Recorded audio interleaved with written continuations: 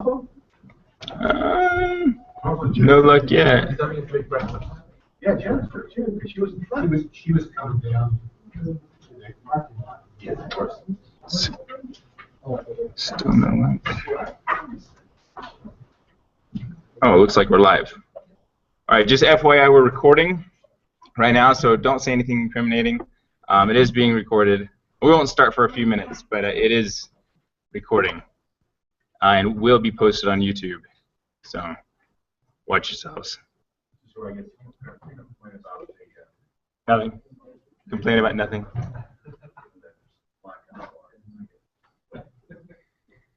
So I know about half of you, I think. I don't know several of you. What's your name? Scott. Are you a BYU student or faculty?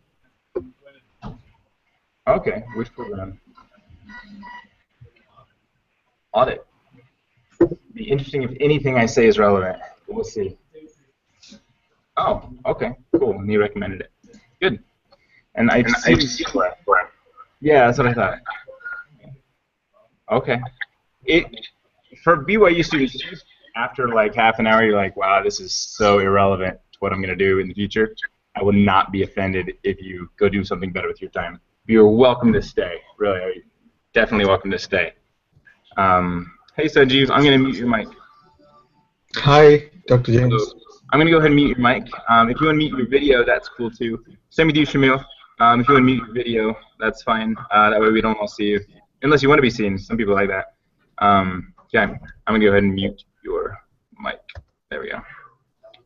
Oh, and Dino, I'm going to mute your mic again. Okay. Cool. All right. I don't know you in the back. Wade Arnold. Okay. Nice to meet you. Have we corresponded before? Okay. Your name sounds very familiar. Okay. And then Tanner, I know. Nathan Lenhart. Are you from BYU? Okay, what program? Oh, okay. Do you know Spencer James? He's a good friend of mine. He was my home teacher, home teaching thing for a couple years. Yeah, great guy. And we met with Donald. That's right. And we have correspondence. That name sounds very familiar, unfortunately. If I know your name, it's usually a bad thing. Oh, what's your name, a friend here? Amin? Nice to meet you, me. Have we corresponded before? No. No. All right. Are you a BYU student? Okay. Statistics. We'll see if anything I say is relevant to you. Also, if I say anything stupid, please correct me. Like really, really. Anyone, in fact, anyone who knows statistics better than me, because most of you will know something better than me about statistics. I just know SEM. Feel free to stop me and say, well, actually, that's not quite right. Dino, I'm going to mute you once again. Okay. Stop unmuting your mic unless you have a question. Then you can unmute it. But right now it's muted. Yeah, I can't hear you right now. There we go. Cool. Thanks. Let's see. I know you guys. I've seen you.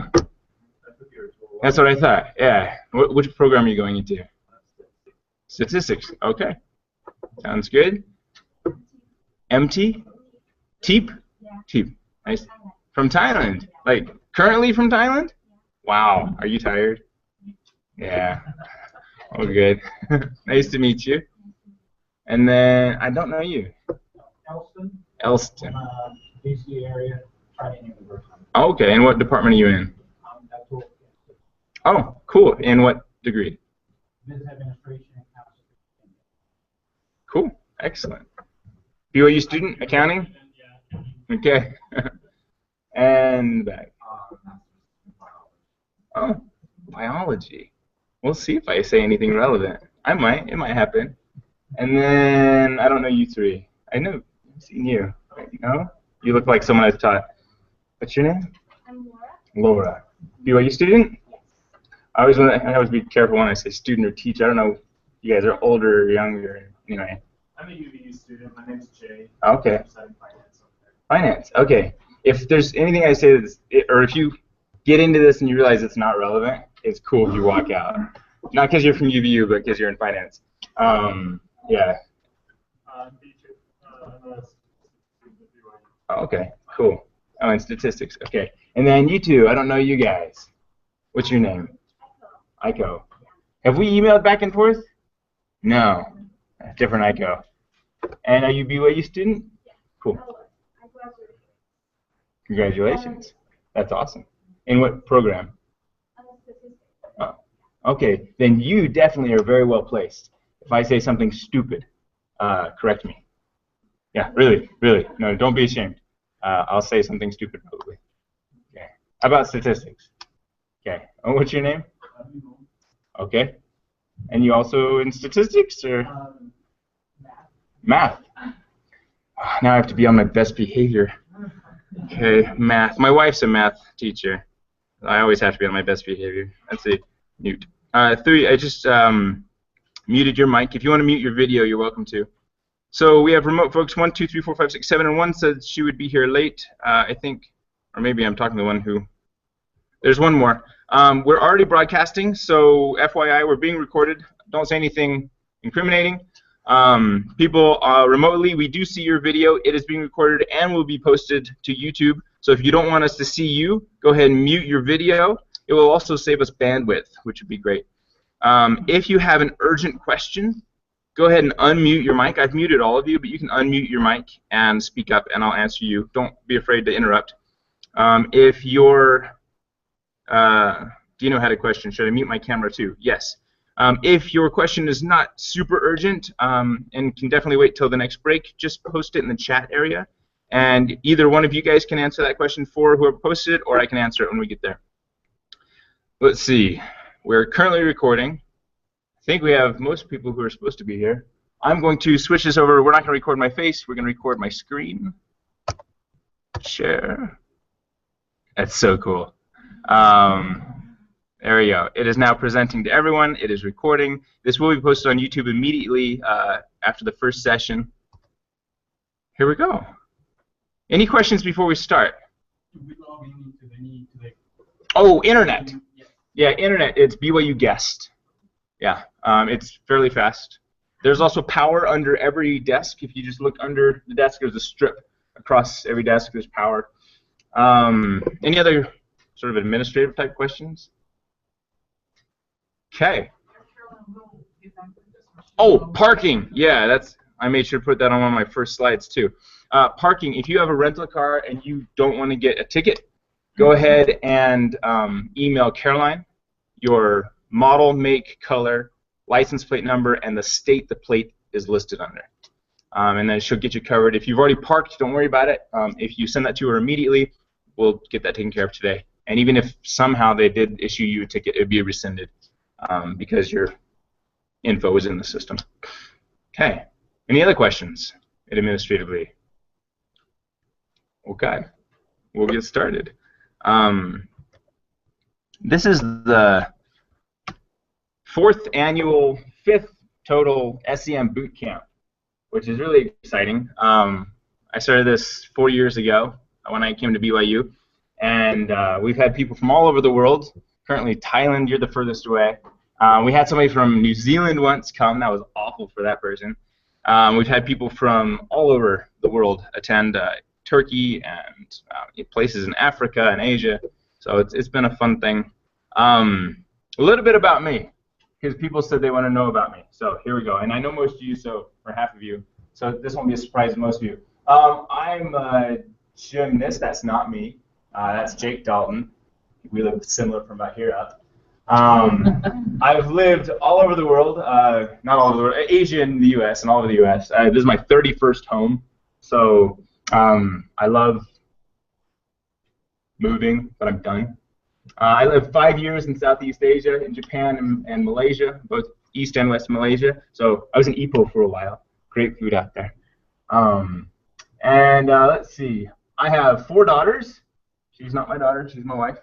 Who are gorgeous. And their age is 2 to turning 11. Yikes, I'm old. I got my PhD at Case Western Reserve University, where several of you participants are currently getting your degree. I have a cane because I'm old. Now, I have tumors in both of my feet, so if you see me using my cane or limping or wincing, it's not because you said something stupid. I'm just in pain. I have a heart problem I have to let you know about. probably you won't notice anything. Hopefully you should have no issues. But there is a chance my heart might stop beating or skip a lot of beats, in which case I'll clutch at my chest and try to sit down. I've only had to lay down during one boot camp before, so we're good, hopefully. And I felt really great the past few weeks. I'm a video game developer. Silver 16's that was my first mobile app. I'm currently making a game called Plants and Gnomes. It's a lot of fun. I'm also a web design user interface design person for Unconscious Cognition, which is a startup we are launching hopefully this month. It's been hopefully this month for about a year now, so we'll see what happens. Anyway, that's a wee bit about me. Disclaimer, this gets back to my statistics comment. I used to work on a golf course, and I did landscape management on the golf course. I would also do a lot of landscape maintenance, so I would drive the aerator and things like that. You know, an aerator makes a hole like this big, right? This deep in the golf course. If statistics is the golf course, my knowledge of statistics is one of those little aeration holes. I know SEM pretty stinking good, but that's about it. So again, if I say something stupid, all you stats or statistics majors, feel free to correct me. I don't want to give people bad information, and I'd love to learn. But really, I mean, I know SEM really well, but that's about it. And I only know SEM in terms of Amos and SPSS really well. Literal, I've never even touched it. M+, never touched it. Stata, I think I had a class in it once, like a one-day workshop. So that's that. The plan is today is going to be catching everybody up. I know not everybody has had lots of statistics classes, although most of you probably have. In fact, probably almost all of you, because it's required for business school, right? And all of you. Has anyone, don't be ashamed, has anyone not had an intro to stats class? Okay, biology, we're good? Where'd biology go? We're good? Really? Cool. All right. Then if I'm going too slow for the first half of today, just push me forward. Because for most of you, this will be review. I'm going to cover like normality and what is a p-value, things like that. Hopefully we'll brush right through that. We'll be able to start this afternoon early, if there's time. Cool. So this morning, stats basics, and then this afternoon we'll do exploratory factor analysis. You know what this is great for? Pointing. Tomorrow we got CFA all day. CFA includes a lot of stuff, so we're going to be there all day. If we have time left over after the CFA, we'll do we'll either jump into Saturday's content, or I have some extra bonus stuff we could work on. There's also Saturday testing causal models. I don't think this will take us through the whole day. In most boot camps, I have finished this before lunch. And then all of after lunch on Saturday, I just do one-on-one help with stuff. So I just sit with you, look at your data, and work through it with you, which I'd love to do I've built in time for us to do exercises, and during that time I would love to sit with you and work on your data. Unless you happen to be doing some sort of cumulative capstone experience that half of you are here from case. I can't help you with that, although I could answer general questions about that. But I hope to do a lot of one-on-one with anyone who needs it. And we have a 2-hour lunch break every day so that I can sit one-on-one with you, or so you can get emails done or whatever. The way we're going to roll is I'm going to demonstrate and discuss a lot of stuff. And I want you to follow along if you want, if you can. I've never found it works for me to go and troubleshoot every problem you encounter as we run through it. There just isn't time in it, and it gets very distracting and brings us, it slows us way down. So if you can follow along and want to follow along, please do. You're welcome. If you get stuck, ask the person next to you. If it's something super simple, I can come and look at it. But if you're just constantly getting stuck, I can't bring you through. Just go ahead and listen and learn. Did anyone bring their own data to work with? Yeah? Excellent. That's great. I hope you use it for most of what we do. As we go through, stop me if you have questions. The point is to learn, not to make it through everything. So go ahead and stop me. Just interrupt. It's cool if you have questions. And if you're ahead of the group, feel free to help out. There will be people for whom this is mind-blowingly fast, the way we go through this. For others, it'll be mind-numbingly slow. So that's the plan. Resources, as we go through. I will be leveraging the StatWiki. I don't know if anyone's or if everyone's familiar with it, but there's something called the StatWiki that was created a few years ago, and I just rewrote a good portion of it and added a bunch of content to it. A whole references section, which has been lacking for the past 4 years. Gaskination is my YouTube channel, and currently there are about 160 some odd videos on there, and I will be posting everything we record here directly to YouTube, and it will be available afterwards if you want to go back and review. Oh, also, I just made a brand new SEM series playlist. So everything we do in this workshop, I've done in a very condensed manner and made, I think it's like 13 videos that go back to back just in the sequence of what we're going to do. And that's available in the SEM series playlist on my YouTube channel. It's brand new. I made it last week. There's our Dropbox folder. Does anyone not have access to that Dropbox folder? I emailed the link earlier this week. You didn't see it, so check your email. It's the email you used to register for this bootcamp. That's the one I emailed. If you don't have access to it, just ask someone next to you who has access to it. All you need is the link, and then that link will allow you to access it. It won't allow you to change anything in there, but you can download it, save it to your own computer, and work off of it from there. So in that Dropbox folder, let me just show you. We have, it's called SEM Bootcamp BYU, and it has the data we're going to use called Bootcamp Original. It has a few little programs I've made that we'll use in Amos. It has some references. I haven't actually looked at these. Yeah, they look legit. Okay. It has some references. The slides I'll be using, most likely these are pretty firm slides. I looked at all of them yesterday, updated all of them yesterday. These probably won't change much.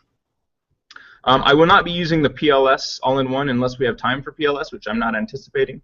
Also, I doubt there's much interest in PLS, so if there is, we can do it one-on-one. And then it has the brand new Stats Tools package, which I actually updated after going out to Cleveland, all you Clevelandites. Somebody found a problem with it, with a calculation of composite reliability, so I've updated that. It's brand new as of yesterday. So make sure you get the newest version from either here or from the StatWiki. I don't know if this is the newest one. Let me open this one. Yeah, the Dropbox link is. Yes, this is the newest one. 2nd of May. If you don't have it, email one of your someone else in here and you'll get it. If you need a printer for any reason, on the 5th floor on the east side, thank you, that way, east side, on the 5th floor, there's a printer, and you can print whatever you want from up there. I'm not sure if they charge or what the deal is. I'm faculty, so I have no idea. I just work here. Okay. This stuff we're going to cover today, we're going to zip through this stuff, talk a little bit more extensively about missing data, unengaged responses, outliers, significance testing. Hopefully most of you are fairly familiar with this, and then get on to EFA. Again, if this is boring for any of you, feel free to take a nap, email, check Facebook, play Plants vs. Zombies, whatever. This is the model we're going to work with. It's a fairly sophisticated structural equation model, a path model, really. SEM. Okay, so let me just quickly talk you through it. This is some data I collected 4 years ago about how people use particular information system. In this case, it was Excel. And I've used this for many of my videos and every bootcamp. It is about how to make better decisions and get better information while using an information system. In terms of the enjoyment you receive from using it and how useful you believe it is, the way you use it, so the atypical use, if you're using it in a normal way or a non-normal way, and how playful you are with the system. Also, it's based on the experience you have with it. And we have some moderators or multi-group gender, and we're going to control for age and frequency. This is the model we're going to sort of refer back to each time we do exercises. And it's, let's see, 381 users. We also have some demographic information about them. Okay. That's all the preliminary stuff. Questions before we get started on content? Okay, let me just double check these guys. Looks like we're happy. Yep, okay. Yeah, these slides are on the Dropbox folder, in the slides folder. It's day 1, morning. Okay, so right from the get-go, in fact, let me just bring up the data.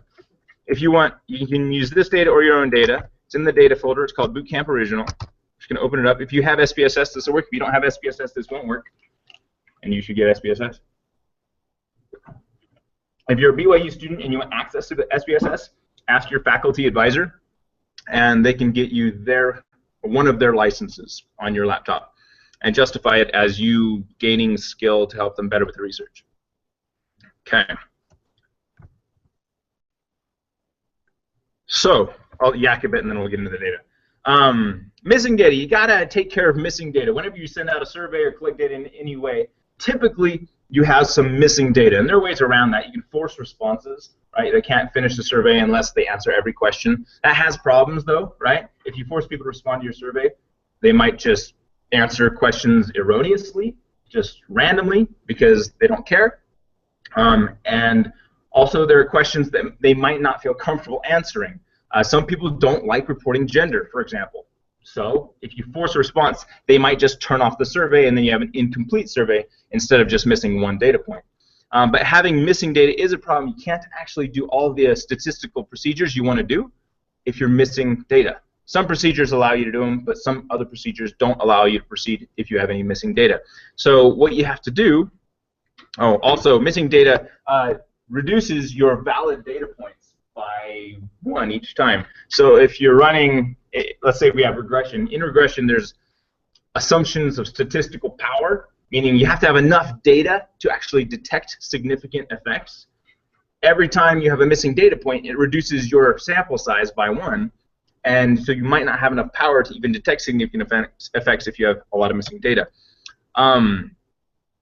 Also, if you have a lot of missing data in your groups, for example, gender again is a good one because a lot of people don't report gender. Let's say you're doing a moderation by gender.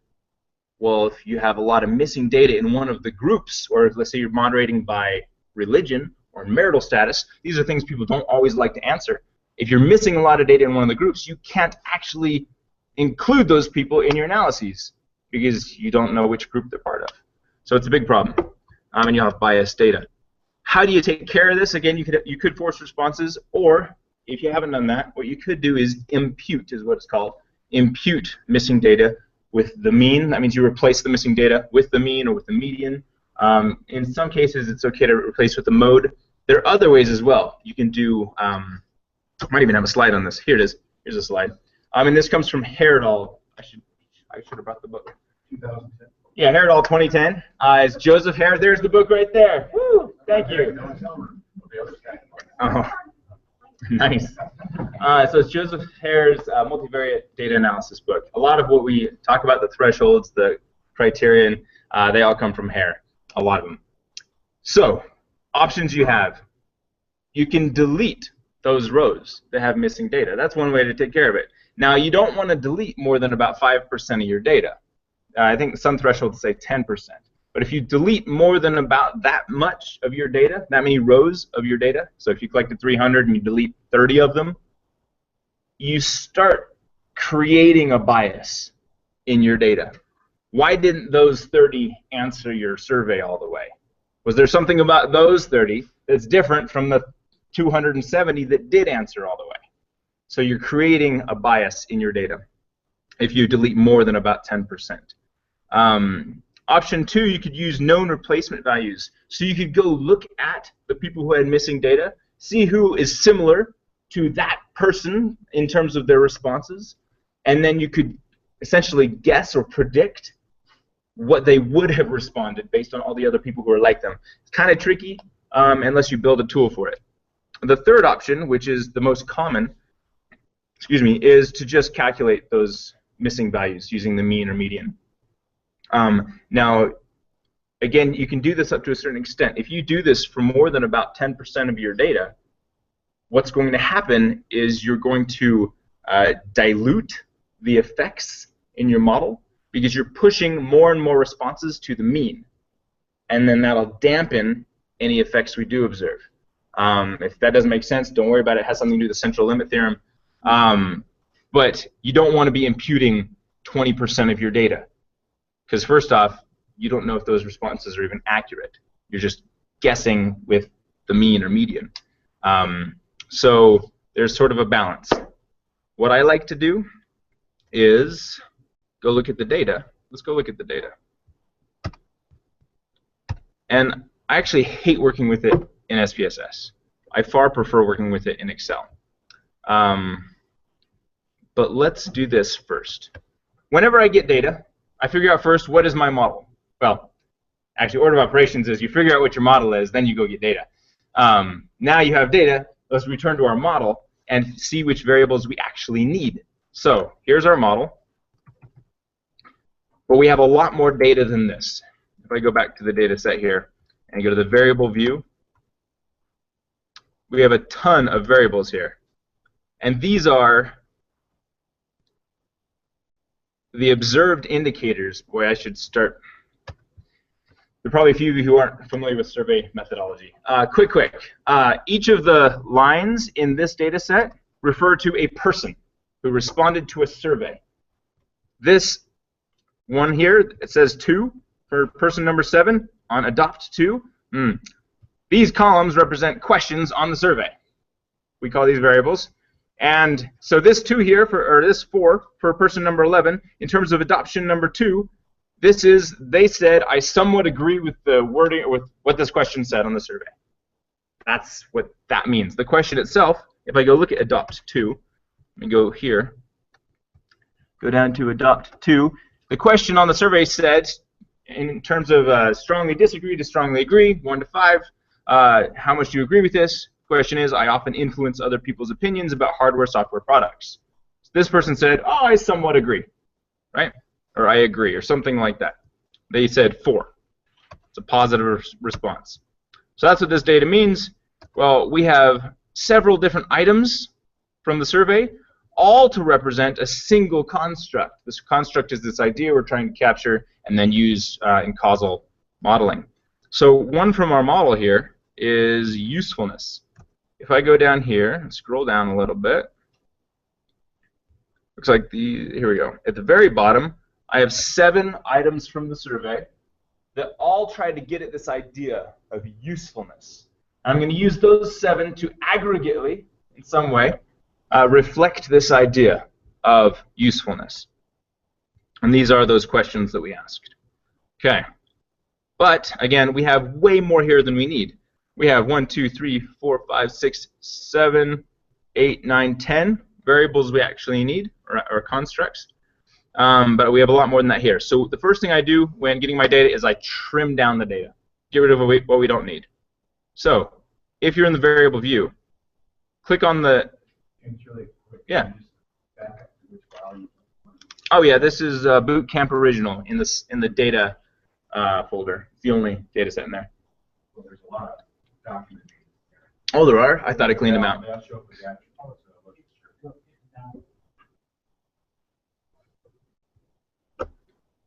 And while we're on that, let me just check our Hangouts, folks. Good, somebody sent the Dropbox link. Thank you. And we're good. Okay. Okay. So in this data set, we're going to go to the variable view. There's also the data view that shows us the actual data. If we go to the variable view, we can get rid of the variables we don't need for our analyses. So to do that, you just click on the number, drag. We don't need adopt. Do we need anxiety? Nope. Oops. I need those. We do need atypical use. So I'm going to right-click on the number and hit clear. It's going to get rid of that row. Now I strongly recommend once you start doing this to save as something else. Don't hit save. Hit save as. Go save it somewhere. I'm going to save it in that Dropbox folder so you have access to it. I'm going to call this trimmed.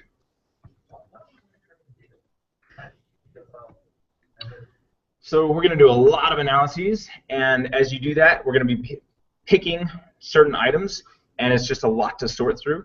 So it's just making your future tasks a lot simpler. You don't have to, definitely don't have to, but it sure does help make things less confusing as we move forward. Don't need these guys, don't need efficacy, don't need ease of use, but we do need enjoyment. So far I've kept only atypical use and enjoyment. I'm going to get rid of multi.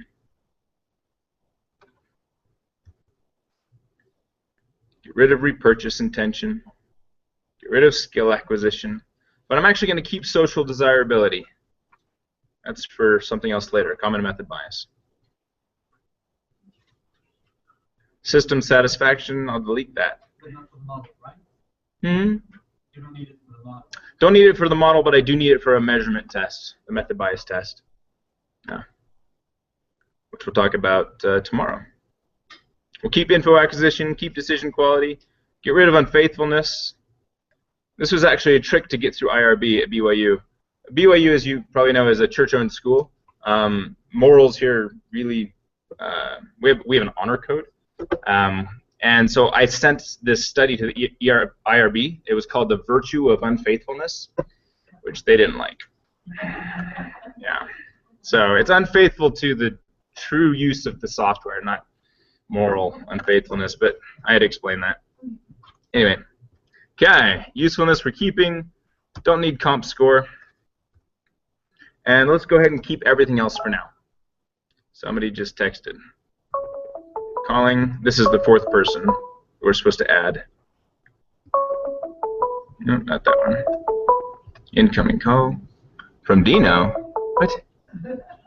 Dude, you're already on. You got dropped. You got dropped. All right. Let me send it to you again. Oh, he hit. Oh. Hi, Indira. We're gonna. I'm gonna mute your mic. There we go. And let me see if I can send this to. Oh, that is. Ah. Stop sharing for just a sec. Sorry. As we get started, there will be slight hang-ups. There we go. Close. Send this to Dino. I wonder if he got kicked off because somebody else came on. There's a limit of 8 people plus 1. This is 8 plus 1. We'll see. Okay, back to where we were. Entire screen share. Present to everyone. Okay, so here we are again. So we've cleaned out our data. For those, how many are following along, trying to keep up? I just need to know. We have a few. Okay. Okay. So then, whoa, gonna mute you, Dino. There we go. Cool. Okay. So we have atypical use, enjoyment. For those following along, playfulness, social desirability. We kept info acquisition, decision quality, and useful 7, and then all the other single items. I'm going to go ahead and save this, so anyone who would like to follow along now has my file if you want to just use that file. It's in the Dropbox folder. Okay, back to missing data. Another reason we remove all this before addressing missing data is because this shows us what we actually have to address. Instead of addressing all of the items in the survey, we just need to address the ones we're actually going to use. So let's do that. In fact, before we do that, I'm also going to move social desirability because we're not going to worry about that. Let me drag those down to below useful. Just get them out of the way a little bit. So that it's easier to manipulate things as we do these analyses. You don't have to move it, but it just makes life easier. Okay, so we're going to address missing data. If you go to data, excuse me, and where's missing data? Let's see. Might be transform. It's transform. Replace missing values. We could do that, or first we could identify where we have missing values. So let's do that. Analyze descriptive frequencies. That's where I'm going to go. Analyze descriptive frequencies. And we're going to throw in all of that data we're interested in, which is everything except social desirability. All those items for those latent constructs. Oh, I should address one more thing first. How many of you see much larger wording here?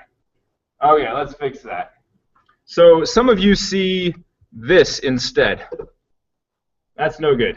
That's going to get really complicated later and very messy.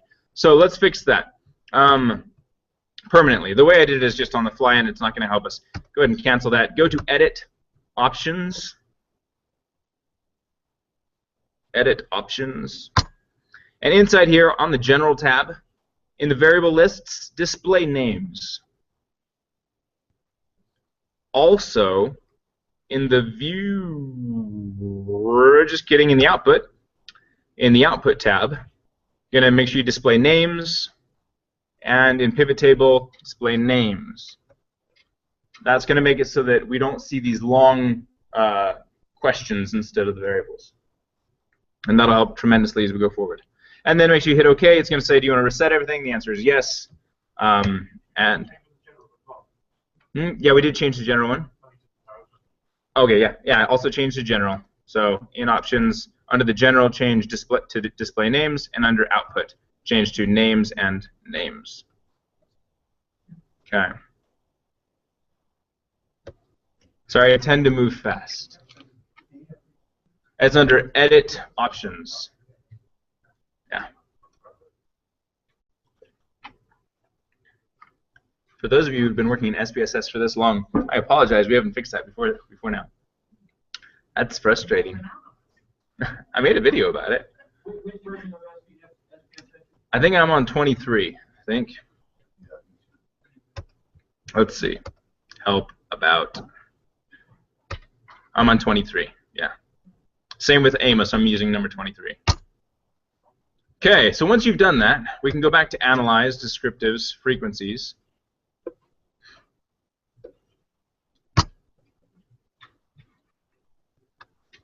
And go pull in all of those items. And you can also resize these windows so you can see more at a time.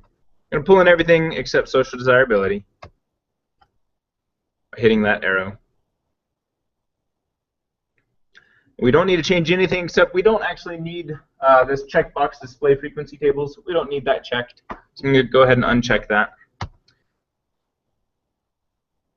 It says you can't do that. You need something. Go to Statistics. Throw in skewness and kurtosis. So here there's this Statistics button. You want skewness and kurtosis, because we're going to do that as long as we're here. And continue. And OK. And you should just have one piece of output, just this one massively long table. So I, again, don't like working in SPSS. I'm going to copy this and take it over to Excel.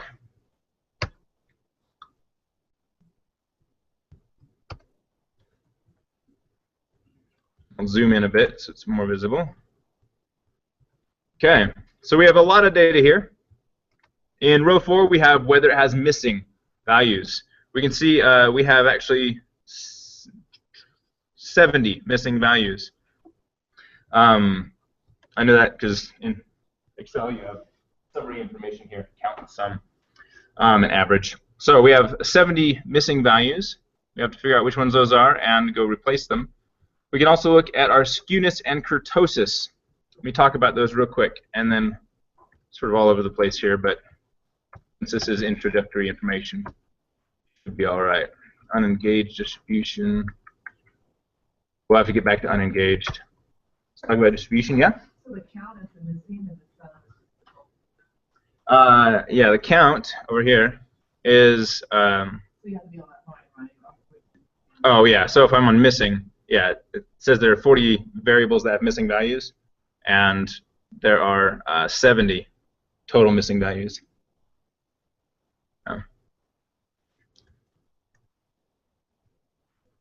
Skewness and kurtosis. Should we address that immediately? We should. And then, so we're going to sort of surround all this data screening stuff.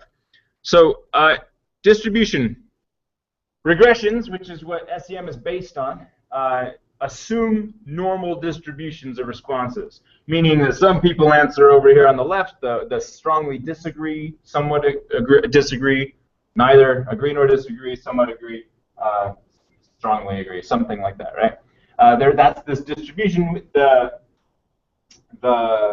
regressions and other statistics we'll be using. Assume you have fairly normal distribution of responses. If you have it skewed either to the right or to the left, then that might have cause a problem with your regressions. So we need to check that. We'll talk about that.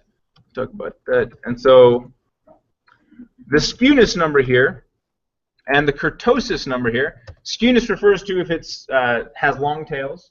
Kurtosis, let me go back to the slides here. Kurtosis refers to whether it is really squished together data, has very little variance essentially, or too much variance. It has its responses are just all over, right? And that has problems too. So we would like a mesokurtic curve, roughly. So the way to detect that is with the skewness and kurtosis values here. Now, I think I have it in the slides here. There are tests for skewness and kurtosis and criteria that need to be met. In terms of skewness, actually both are the same, skewness and kurtosis, the thresholds. There are multiple rules. The rule I'm going to use is a looser rule down here. Esposito et al. 1983 says if you have a skewness or kurtosis value of 2.2, absolute value, or less, you're cool. If it's greater than 2.2, you're in trouble. If you want to get real loose, you could go with Klein, 2005. He says you can get up to 10. That's a really high skewness value and kurtosis value. But there's your justification. Just understand that it comes with limitations. If you have really skewed or really kurtote data, it can affect those regressions. So we go back to our data and we see, in terms of skewness, are there any that are really bad? Well, there's one way to do this. If you highlight that row and go to conditional formatting, you could highlight those that are greater than. And that's conditional formatting, highlight cell rules, greater than. I'm going to put 3 in there. You do 2.2 if we want to be strict. Let's do 2.2. Hit OK. And while it's still highlighted, I'm actually just going to do it again. Conditional formatting, highlight cell rules less than negative 2.2. OK. Yeah, do a less than negative 2.2 and a greater than positive 2.2. And if you really want to, you can format paint that and put it on this next row, the kurtosis one. Format painters here. And it'll paste those same conditions on here. And so anything that violates this rule will be highlighted. There's one. Not too far outside. There's another. Wow, this is actually pretty normal data. I'm always surprised when I see it, but I use the same data every bootcamp. Yeah, sure. Okay, so if you have a small screen, your conditional formatting might not show up. So I highlight the row, and then it's in the styles area on the home tab, conditional formatting. And if you highlight cell rules where it's greater than 2.2 or less than negative 2.2, then it'll highlight those. For your reference, we only found 2, and they were both in kurtosis. So let's check that out. Information acquisition 3 is kurtote. It is slightly peaked, meaning it has slightly less variance than we would want, because all the responses are sort of pushed towards the middle. What does this mean? It means your effects are going to be slightly dampened. The correlations between other variables will be slightly weak. But it's only 2.5, roughly. That's far less than Klein's estimate, right? And that's just barely outside of Esposito's. And what can we actually do about it? Well, in a continuous variable, something that has data constantly, like age or income, we can transform it, right? But this is a 5-point Likert scale. You can't transform short-order ordinate variables. It doesn't do anything. So we can't fix it that way. So all we can really do is flag it. What would I report? I would say, hey, we found that our skewness was perfectly normal. We had no issues with skewness. But we did find 2 issues in terms of kurtosis, with info acquisition 3 and usefulness 6. And they were just barely outside. Look, this is 2.201. I mean, that is just barely outside the threshold. And so in my report, I would say we found these, but we retained them because they were not extreme. If they were extreme, if they were like 10, I would just drop them. Why? Well, we have 6 other items that represent this same idea. Dropping one of them is not going to kill us, because roughly speaking, they all say the same thing. If we go back to the data, and I go look at usefulness, 6, 7, and 8, here we are, or 5, 6, 7, they say, using Excel makes it easier to do my work. I find Excel useful in my work. Using Excel saves me time. They're all saying roughly the same thing. So if I drop number 6, it's not going to change the nature of this construct I'm trying to measure. So we're cool if I really wanted to drop it if it was an extreme value. But it's not, so I'm going to keep it. I'll just report it. So the rule the same for kurtosis and skewness? Yeah, same rule for kurtosis and skewness. 2.6. Same thresholds. Can you use plus or minus? Yeah, plus or minus. It's an absolute value. Yeah. Correct. Greater than or less than 2.2. Negative, positive. Okay. So James, are these this is a measure that you created for this purpose? It's not a previously validated measure. Oh no, kurtosis? No. Like you're removing one item. Is this scale something I invented? Right. So this does get to a sticky point. I deleted a couple items from a scale once that wasn't my scale. It was a scale created by another well-known senior scholar. I got an email from him after I published it. And he said, why did you delete those items? That is a validated scale. It is fine the way it is. Of course, he didn't understand the statistical implications of retaining items that were extremely skewed or kurtoed. But yeah, if you're using an established scale, some people would argue you have to retain all items. But when you do so, you're doing it at the risk of invalidating all of your analyses. And so it's better to retain the construct while dropping a couple of the items than to retain an invalid construct because of a couple items. A couple bad apples ruin the whole batch, right? That sort of idea. Now this only works with reflective constructs. We'll talk about reflective versus formative later today or tomorrow. But this only works with reflective for those who are familiar with that term. But dropping a couple of the items in that scale, does it invalidate the Right, so by dropping these items, does it invalidate the usefulness scale? And the answer is no, because these other 6 items for that scale are capturing almost the exact same thing, the same trait we're trying to capture. Yeah. Because it's reflective, again, which I'll talk about later, reflective versus formative. So we're actually good on skewness and kurtosis. We'll just report those 2 items. Back to missing data, which is what we were getting at. We have a lot of missing data. We have a funny pattern of missing data, actually. We're missing 2 across the board. I wonder... Let's do this. I'm going to go copy the data, go to the data view, click here, hit Control-A, Control-C, or select all and copy. And I'm going to go paste it in Excel in a new sheet. In the data view. Data view. You're going to grab all the data, stick it into an Excel spreadsheet. It's just easier to manipulate this way. I hit Control-A, or if you're on a Mac, Command-A, and then Control-C, Command-C. That copies. And then over in Excel, paste it any way you want. But Control-V will do that. I'm a real shortcut kind of guy. I actually wrote my own shortcuts in Excel. I have my own keystrokes because it saves time. Okay, so here's all the data. If I go to the far right, Control right, Control up. Okay, I'm going to create a new. I'm going to create a new column. that's equals count blanks, or count blank,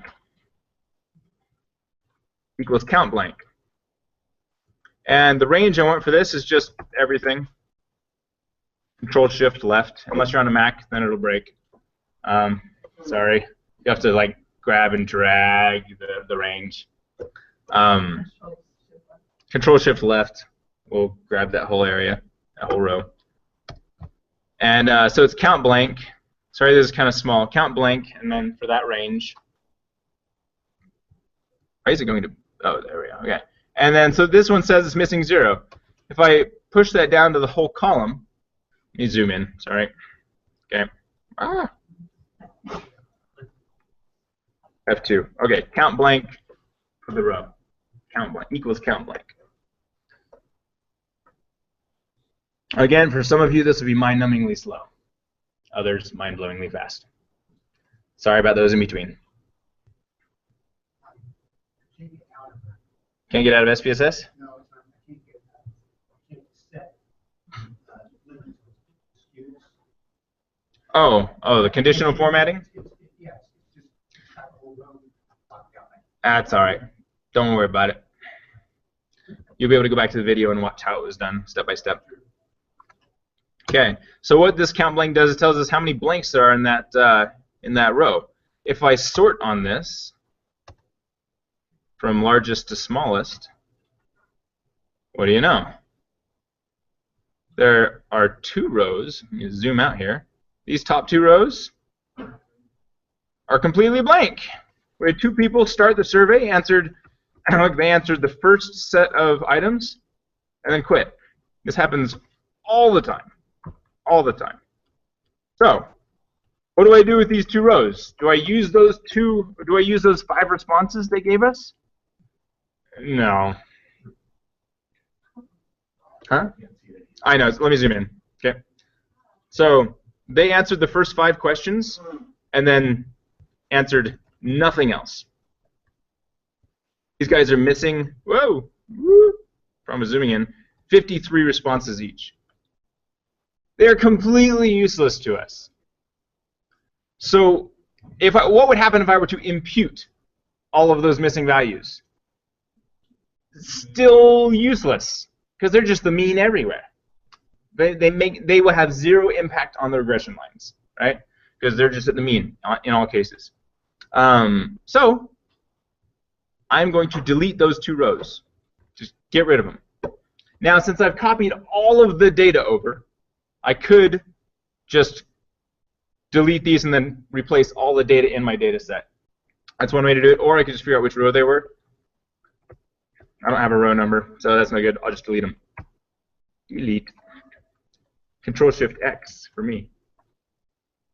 But if you right-click and delete, it'll work. Control-Shift-X is awesome. So this is why I said, why don't you delete those variables you're not using? Because if you don't expect your original data set, you have to redo all this stuff. You would have to redo all of this. It's true.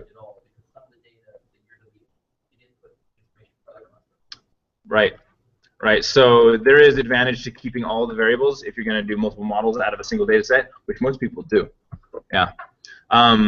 Typically, you get swift enough that doing this takes 5 minutes, and so it saves more time than the time you have to rework. Yeah. Okay. If we go back to this, the next most missing is only 2, and then a few 1s. What do we do with all these? We can just impute them. They're missing 1 or 2 responses. Just impute them. So the only issue is if those 1 or 2 responses are on the same item. Oh, actually they are. The same item across the board. Look at this. What variable is this? Oh, lots of people responded, but lots of people didn't respond. Interesting. I don't know what variable that is because I didn't bring over the headings. But is it more than 5%? Possibly. I can find out. You don't have to do this, but I'll find out for you. Equals count blank.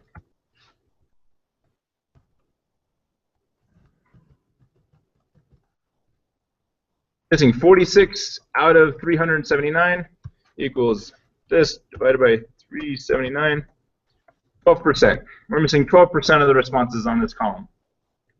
My guess is it's one of the social desirability bias questions. Those things that ask if you like to kill people, stuff like that. Like for real, check it out. Social desirability bias. I am always willing to admit when I make a mistake. I try to practice what I preach. I never resent being asked to return a favor. It's number 7. There have been occasions when I took advantage of someone. I wonder why people didn't answer this question, right? So, here's the question. Should we get rid of this column? The answer is because it's on a construct that we're not actually that interested in, theoretically. It's not in our model. Social desirability is not one of these variables in our model. It's only something we're going to use. It's a tool we're going to use to assess common method bias, which we'll talk about tomorrow, so we can retain it, because it's not going to make any difference to us anyway.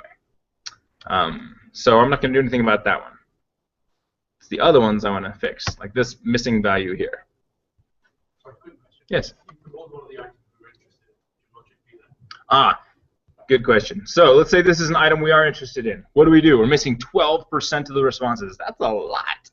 First off, I go figure out why. We just found out why. Then I'd see, is it part of a reflective latent construct where all the other items sort of get the exact same thing? If they do, I would just delete that item, because we're not losing richness by deleting an item that is already sort of covered by all the other items in that construct. That's what I'm still uncertain. Isn't it better to compute the 12% than to lose the remaining 88% on it? Unless by imputing you're diluting the effects. And that threshold, some people place it at 10, some people place it at 20. Depends on who you ask and in what year. So my preference is if you have a large reflective scale, like we have with many of these, we have like 7 items, 8 items, then dropping 1 is a safe bet. If you have 4 items, 3 items, imputing is a safe bet. Yeah. Okay. So what do? We have this whole column missing. We're doing nothing about that one. We have a few others missing. So let's do this. Let's go back to our first sheet and look here to see what is actually missing. I'm going to rerun this without those 2 perpetrators. Okay. And actually, I need to push the data back into SPSS. So I'm going to copy all of this data again, Control-C, because we just deleted 2 rows willy-nilly, or I could go find those 2 rows and delete them in SPSS. Wouldn't be hard to find. We just scroll down. Scrolling. There they are. They're at the very bottom. It's 379, 380. I can just select those 2 rows and delete those 2 rows. So number 379, 380 for me.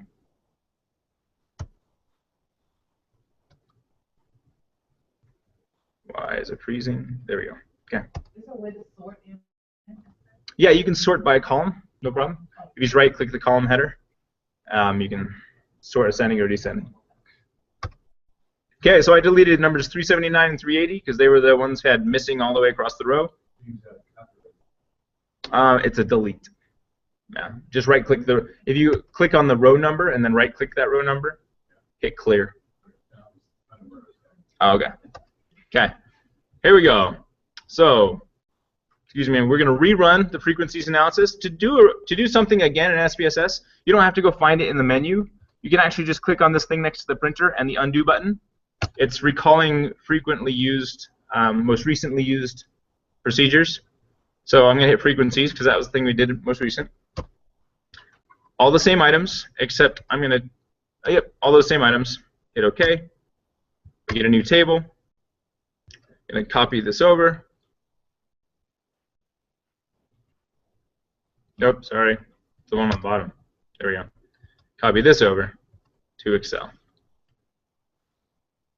I have the version where I run the parallels. I have to do a copy special. Oh, weird. Yeah, it gives you a whole slew of formats to copy. So King copies the picture. Attention, so that was pasting a table. That doesn't mean that a lot of it itself. Oh, darn.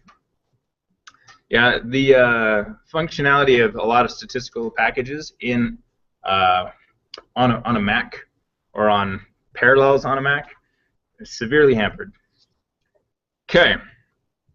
So I'm just going to delete the ones that we don't need. So I'm looking at this missing row. These are all zeros, so I don't need to worry about them. It's the ones that don't have zeros that I'm worried about. Ah, there's playful. So we're missing on playful 4. Keeping that one. Come on. Is that it? Just playful 4? That can't be right. It is. Cool. I'm just going to visually inspect this here. Playful 4. Yeah, that's it. That's the only one we're missing. Cool. Yeah, the first one was the original one we did, and this next one's the one we did after getting rid of those 2 incomplete rows. You know what I'm going to do before I do this? I'm going to actually take a look at the other variables in our model that we are interested in. Frequencies, get rid of all this because we know it's just playful 4. And I'm going to look at what else we're using in our model. We're using age, frequency, experience, and gender. Age, experience, gender, frequency. Because if we have missing values there, we also need to address it.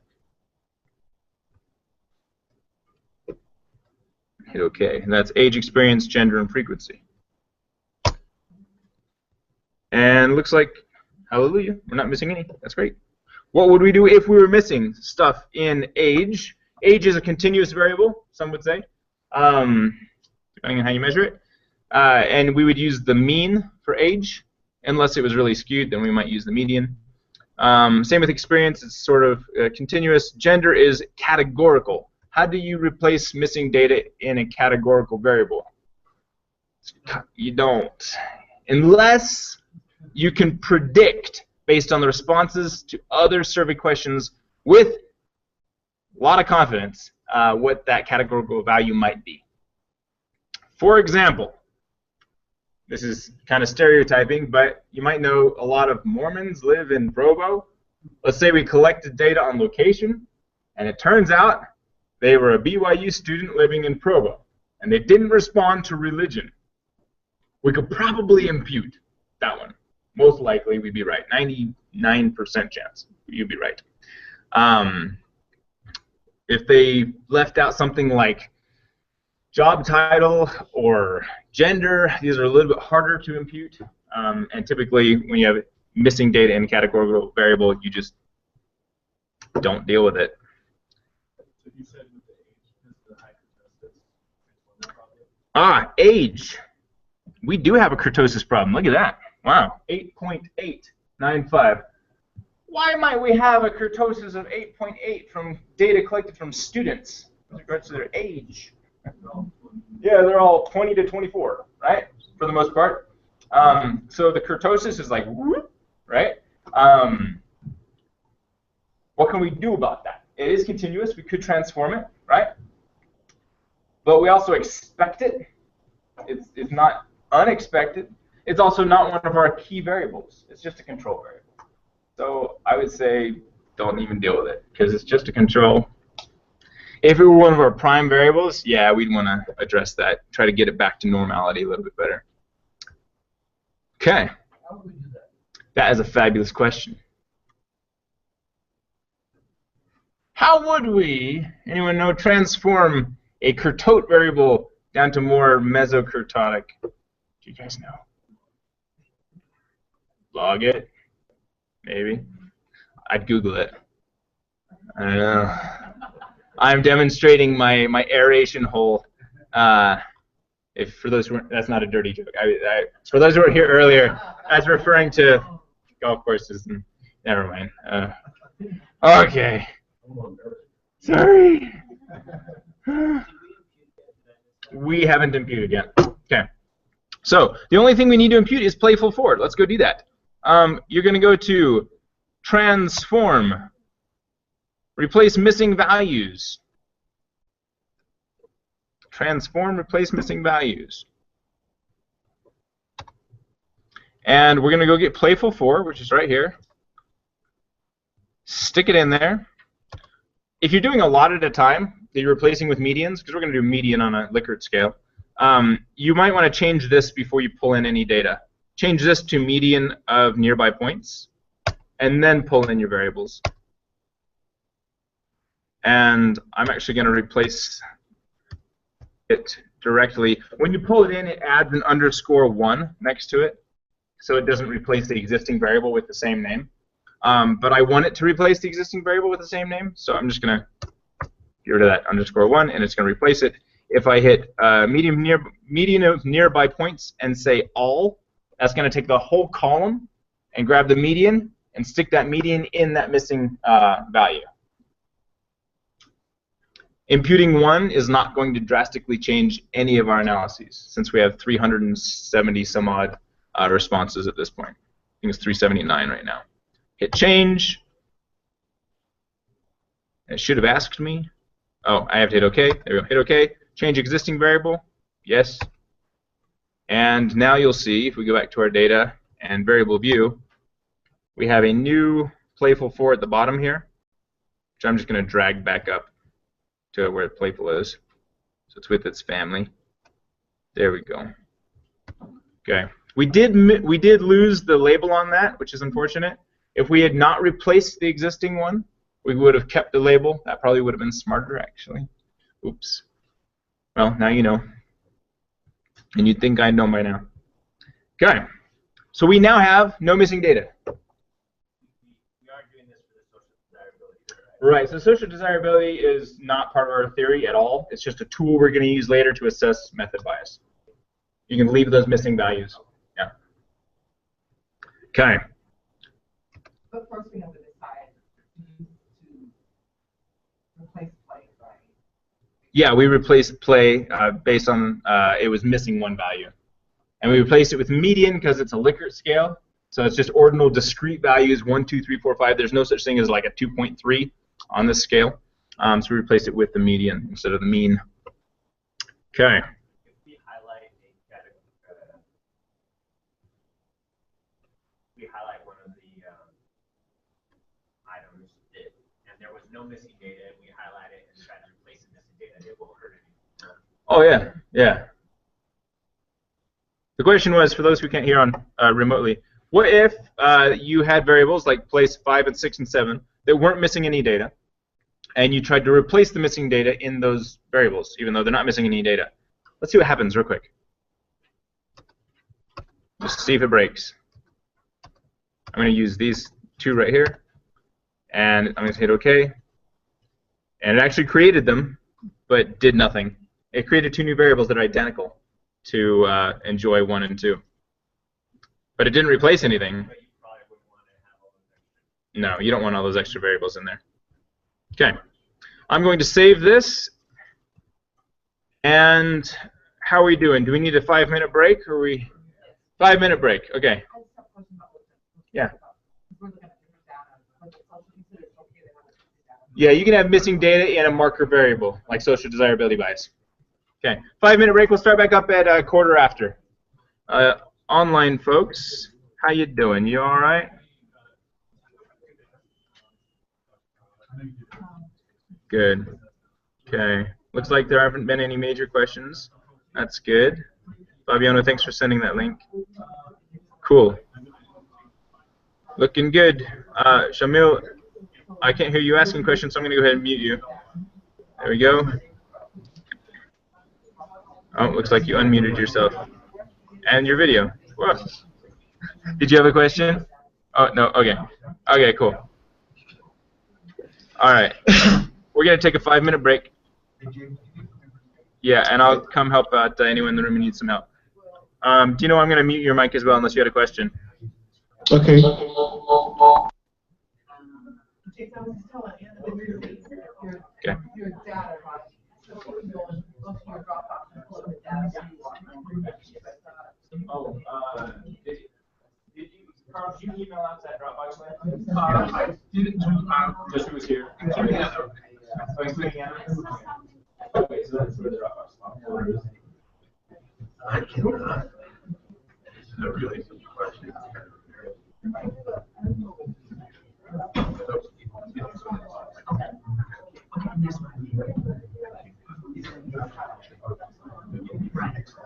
Oh,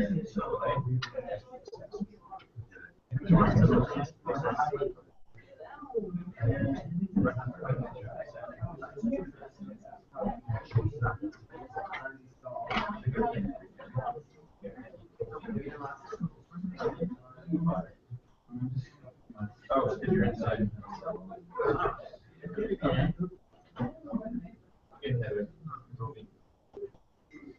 Because you were trying to do different than 15 minutes of learning how to throw this. So you're so active, you're like ready to fight.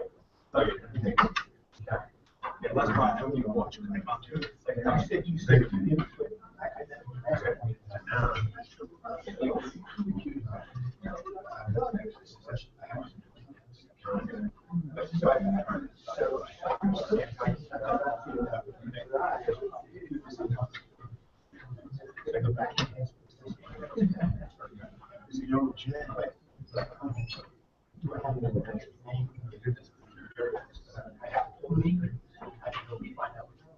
Know which ones are have missing data. Yeah, it would destroy. Yeah, it's just it would destroy all the weights. So be better.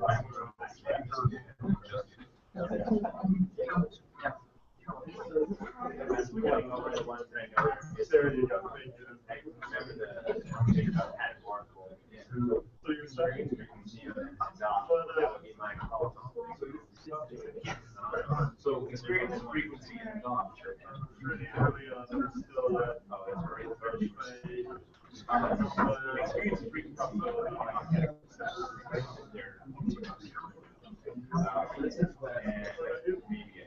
One of them is listed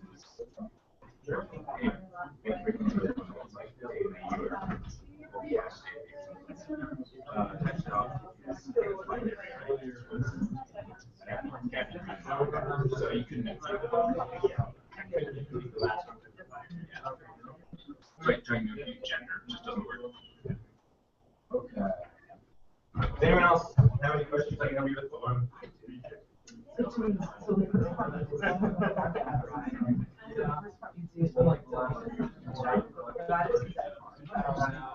I deleted those 2 rows. No, I deleted the variables.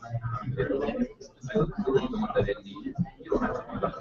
We should probably load it in.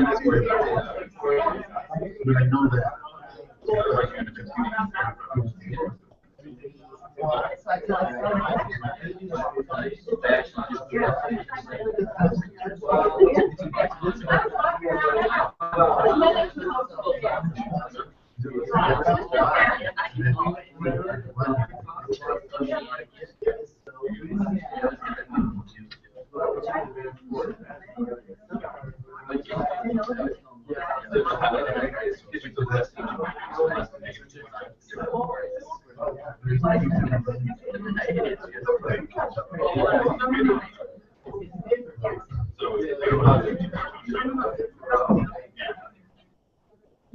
we really make this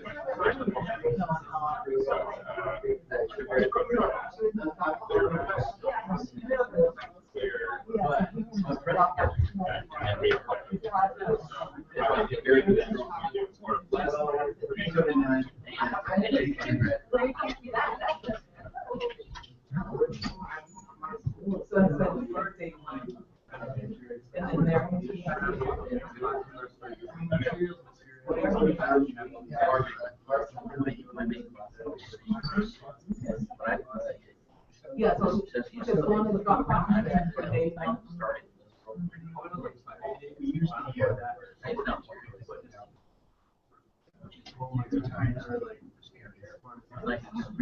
Yeah, a lot of it. And it's such a spectrum. It's so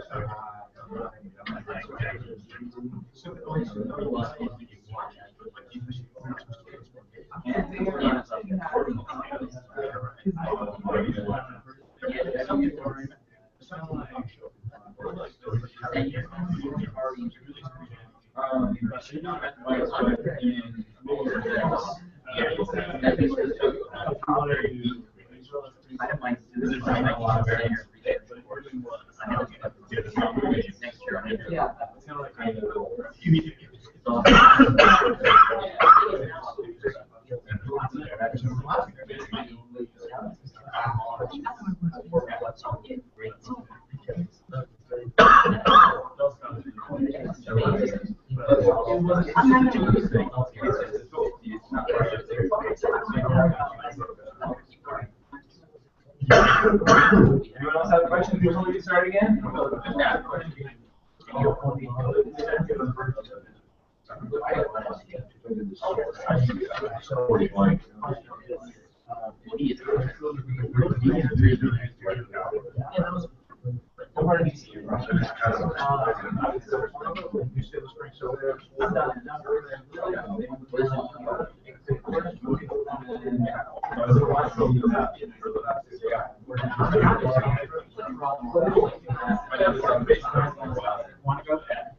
Marines, not Yeah, not the company, as far as I know. Okay, we're gonna get started again. Let's see. Dino, just so you know, your video is on. You're welcome to turn off if you want. Okay.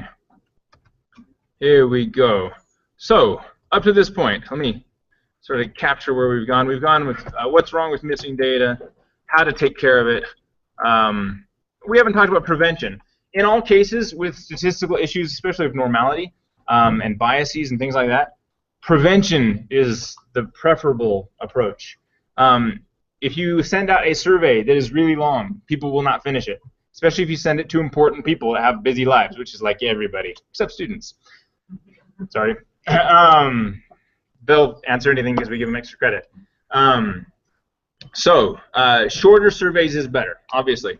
And pre-testing is critical. Sometimes I'll take a survey, you've probably done this too, you've taken a survey and you're like, I have no clue what the heck they're even asking me. Skip. And if there are too many questions like that where I'm just confused by them, I just stop the survey. It's not worth my time. So you've got to pre-test your survey a lot. Talk to people about it. Ask them the questions like verbally and see how they respond. See if they have a vacant look on their face when you're running your survey by them. So pre-test it.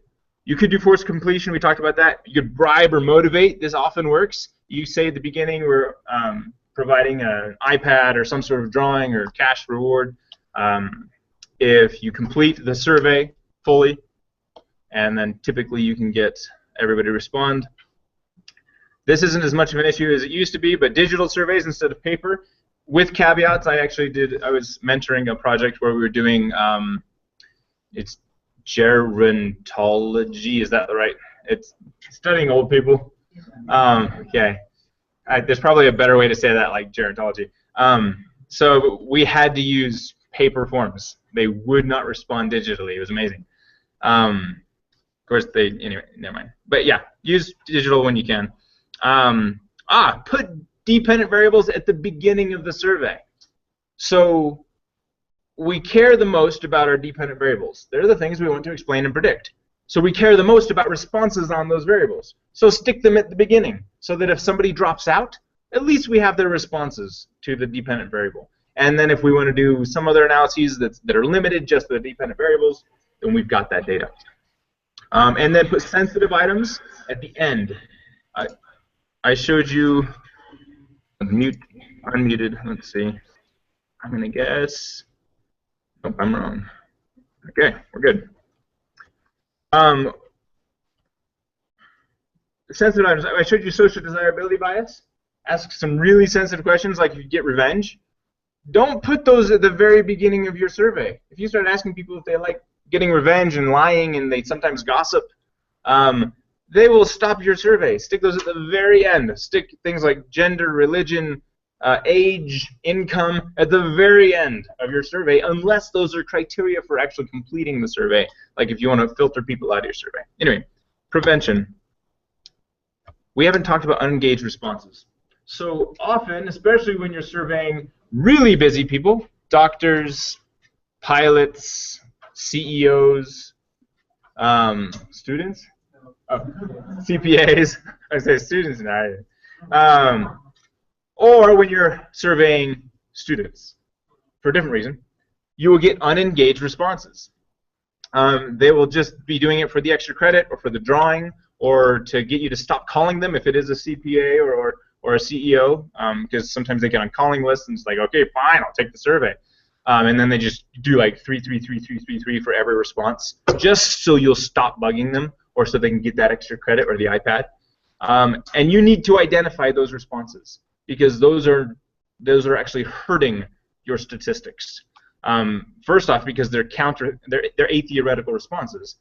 There's no rhyme or reason to the value they gave, but those values are then going to influence your regression lines, which is bad.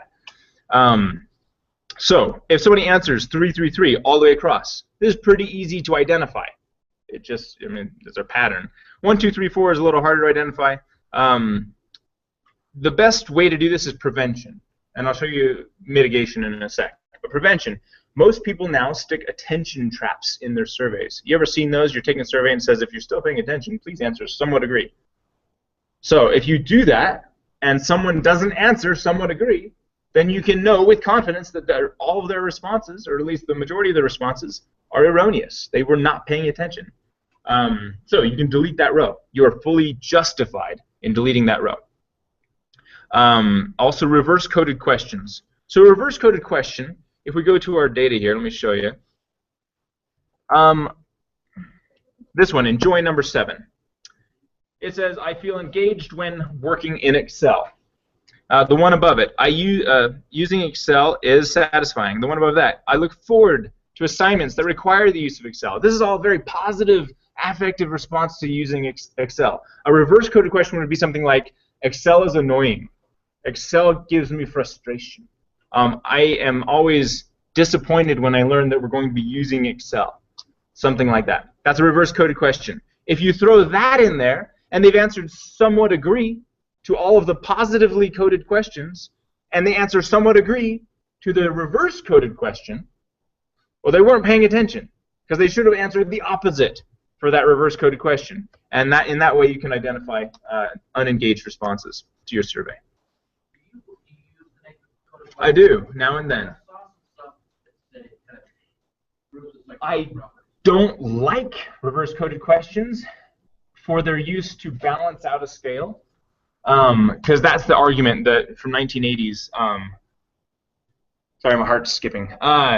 Is that you use reverse-coded questions to balance a scale, but we've found. Woo, my heart keeps skipping. It's that question. No, I know the answer to it. I'm not stalling. I use this sometimes with students when I'm stalling them. Just kidding. Okay. The answer is the more recent literature shows that negatively coded questions actually tamper with the trait you're collecting and dampen the reliability. And so I only ever use these 1 or 2 at a time as attention traps. And often I have to delete that item because it doesn't pan out in any of my subsequent analyses. but it's great for attention traps. It's also great for attention traps because if any of you use Amazon Mechanical Turk for survey responses, first off, it's terrible, but those guys, they know to look for those. They will hit Control F and type attention, or if you're paying, you know, the words they know to look for, and they'll scan for the attention traps, answer them correctly, and then just fill in the rest. So if you have a reverse coded question, it's much harder to identify. Another way, and I don't have this listed, but this came up in an MTurk study I was doing. You can, in Qualtrics or other survey software, record the amount of time spent on the survey. If someone answers your 60 questions in under a minute, they probably weren't very engaged, and you can feel fully justified in deleting them.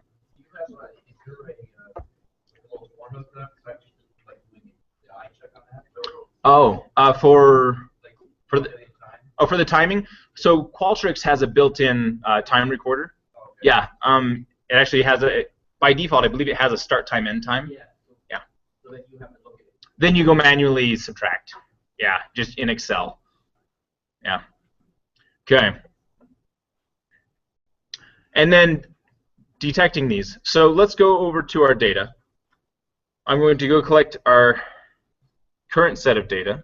Go to Data View, Control A, Control C, back to Excel, and new sheet. Paste that in there. So I just have our new current data set. I'm going to see if there are patterned responses. One way to identify these is to use a standard deviation approach. Equals standard deviation. It's STDEV P or S. Now I want to know, did they respond with a weird pattern?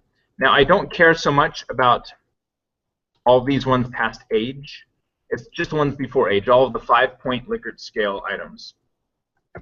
Because if I do a standard deviation on age, it's going to bump up my standard deviation quite extremely. So it's just on the ones that are Likert scales. It's, here, let me zoom in, sorry. And it's STDEV dot P. And I just did the row up to age. I didn't use age, and nothing after age. You want to do it for a set of commonly sized scales. So if you have a bunch of 5-point scales, do those. If you have 7-point scales, do those. If you have mix, do it separately, because the different size scales will mess with the standard deviation. What am I doing here? I'm trying to identify if there was any variance in their responses. If they hit 3 for everything, we'll have a standard deviation of 0. So if I sort these, sort from smallest to largest. Oh, there's one. Okay, this person right here. They put 3, 3, 3, 3, 3 all the way across. Wow. Next person put 4 all the way across. These ones are also low, but let's look at them. So you don't use a standard deviation as a cutoff, as some sort of threshold they have to meet in order to be retained in the study. You use it as a red flag, and then you go visually inspect those rows. So the first one had 0 variance, 3's all the way across. The second one, 4, 4, 4, all the way, 4, 4, 4. Wow, that's a lot of 4s. I mean, they might have somewhat agreed with everything, maybe.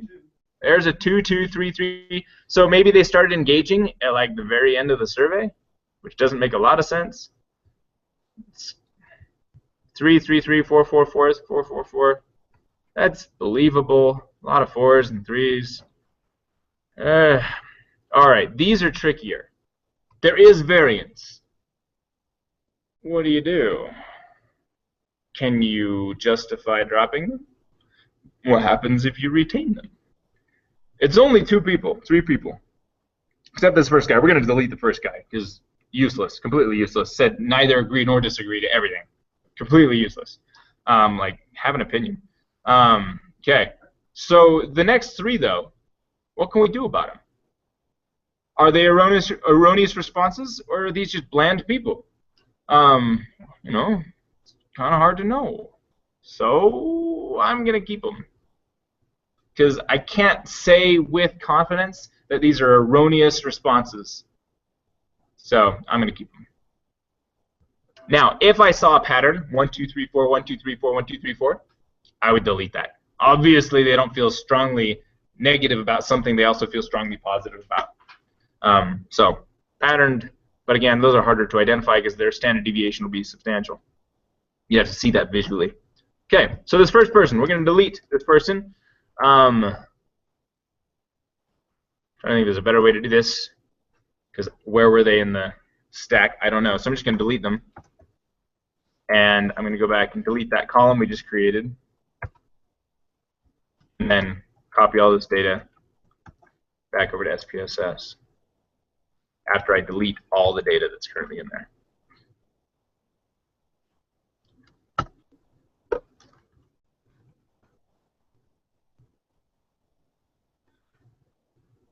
So we sorted our data, so it's not in the same order as it was in SPSS before, which is cool because we copied all of it out. If we had not copied out all of that data and then we sorted it, we would have broken things. We'd have to try to resort by this ID and then align things. So be careful if you're sorting your data outside of SPSS. Okay. Next. So that's unengaged responses. I'm going to save. This is. Is there a way to sort it there to find that same pattern? Is there a way to sort it here? You could do actually is calculate a new variable that's standard deviation of set of variables. It's just more complicated. It's way more difficult to do inside SPSS. So I do it in Excel. Standard deviation between participants. Higher than what? On a row, if you're using a 5-point Likert scale, less than 0.5 on a standard deviation is suspicious. If you're on a 7-point, 0.7. 10-point, 0.1, or 1, excuse me. Yeah. Less than 5? 0.5. But again, these are just indicators. This isn't a threshold you're supposed to meet. It's you're looking, you see the indicator, then you go look at it visually. If it's clearly erroneous, lop them off. Yeah. If you're on a 5-point Likert scale, less than 0.5 standard deviation is a kind of an indicator that they're not paying attention. If a 7-point Likert scale, then 0.7. It just goes up. Yeah. Bigger the scale, bigger the deviation. If we are designing a survey with the Likert scale, 5 versus 7 versus 10. The question for remote folks who couldn't hear that, when we're designing a survey, a new set of scales, should we use 5-point or 7-point? Can we mix them? Is there one advantage over another? The answer is there's been literature just on this, and between 5 and 10-point, there's literally no significant difference. If you get less than 5, so some people do a 3-point and a 4-point, these have problems. If you get more than 10, there are also problems. So between 5 and 7, I almost always use a 5-point scale. It provides sufficient variance, typically. if it's continuous variables, what do? Do we cut them? If they're continuous variables, like age or income or revenue for the company, the question for the remote folks, what if you're collecting something like revenue for a company? Do you want the exact number, or do you want a range? Employees is an easy one. It's company size. From 10 to 100, 100 to 200, 200 to 500, 500 to 1,000, 1,000 plus employees. That's typically fine. You get less rich data if you use buckets like that, but people typically know the response more accurately if it's in a bucket. Some people say, I don't know, it's somewhere between like 2 and 300. They don't know the exact revenue or the exact number of employees. So there are advantages to either. The disadvantage of collecting in buckets is you can't go from buckets to exact numbers. But you can go from exact numbers to buckets if you want. So I like to collect exact numbers if possible. Okay.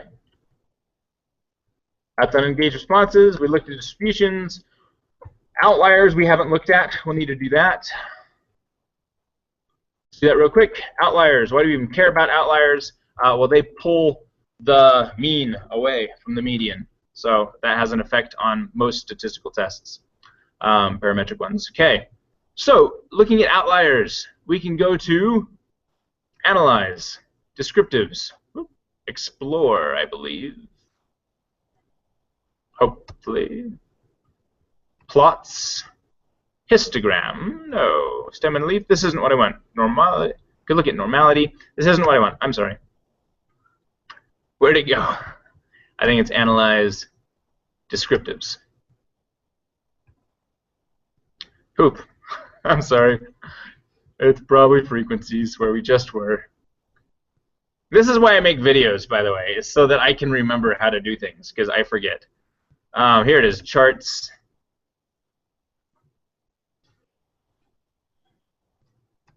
That's unfortunate. Well, you can do it this way. Graphs, chart builder. Okay. Let's say we want to know if there are outliers. Might actually be on the slides. I removed it. Cool. Okay. I want a box plot, which is down here. Sorry, that's graphs, chart builder.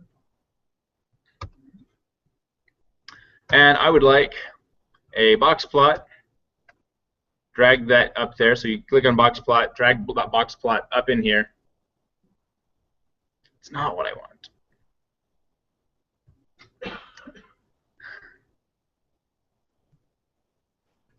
Dang it.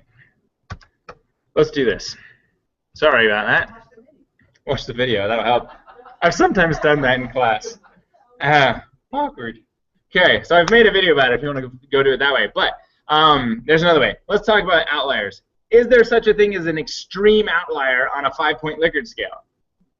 No. You 1 and 5, they're not extreme. They might be weird, right? If you say, do you like chocolate, and somebody says 1, I mean, like, there's obviously issues there, probably with parents, upbringing. So they're weird responses, but are they erroneous? No. So you wouldn't delete someone based, if they said they didn't like chocolate, you wouldn't delete them just because they don't like chocolate, unless your survey is just for chocolate lovers, which might be the case. So, but for other things more continuous, there are outliers, like age and experience and income. What if somebody reports that they make $1 million and you're collecting data from students? Probably not very likely. So we need to go look at those continuous outliers. One way to do that is to go to the column. Here's age right here. I'm just going to sort that column by right-clicking and sort descending. In terms of age, we had a 35-year-old take the survey. It's possible. I actually have a 38-year-old student right now. She came back to school. I have a few other students who are a little older than that, not at BYU. Okay. Not this guy here. He's less sensitive. Jaded. Okay. Sorry. Okay. So we have some elderly 35-year-olds here. Not unusual. I'd now go look at the bottom of this, see if we have any like 10-year-olds going to college. The old, oh, actually we do. I wasn't expecting that. We have a 9-year-old. That's interesting.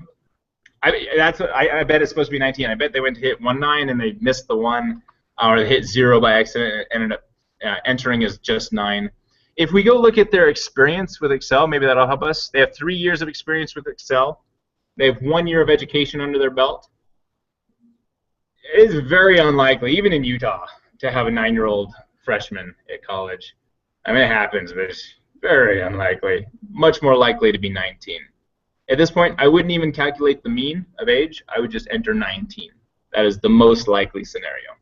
And I would report that, maybe in the appendix or in a footnote. We looked at the outliers, found out somebody reported they were 9. Most likely it was a mistake. Wording. Okay, 19.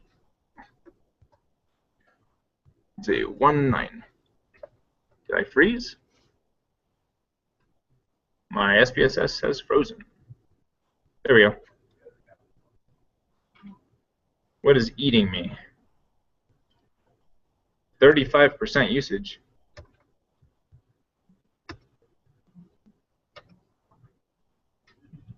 stats. SPSS is hurting. Huh. Oh well. Okay. Okay, it entered 1,919. There we go. 19. My SPSS is really hurting right now. I'm going to save it, close it, reopen it after it makes this change. There we go. I don't know what's going on. There you go. Save. Save command has succeeded. However, there's a problem. Darn. Okay. Okay. Close. No. Okay. Open that back up. So we've identified one outlier in terms of age. Let's go look at the others real quick. The other variables that might have outliers, extreme outliers, are education, experience, and frequency. So let's go look at those. We're actually not using education in this model, so I won't look at that. Let's look at experience and frequency. Here's experience. I'm going to sort descending. We have some people say they have 15 years of experience with Excel. It's possible. How old are they? 21. Been using it since they were 6. Again, it's possible, right? Not probable, but it's possible. I can't deny them just because of that. Now, if there were like a 17-year-old who said they'd use it for 15 years, a little less likely. Okay, and then frequency.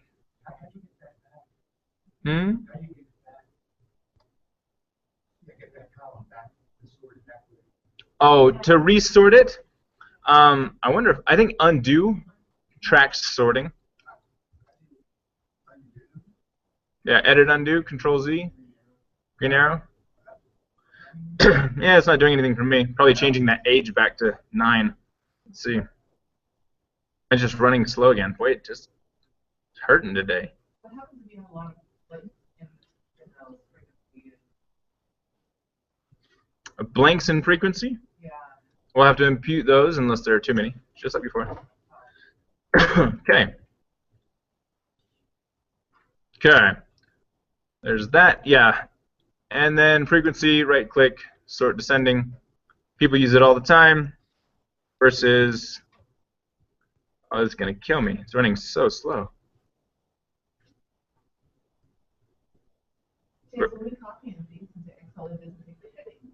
Correct. Yeah. If you export to Excel, it will, though. Yeah, or save as Excel. Okay, looks like we're good everywhere else.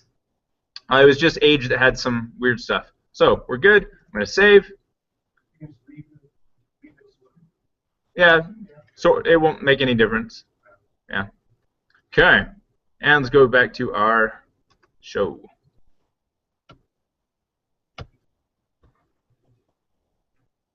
Talked about that, talked about that, talked about this.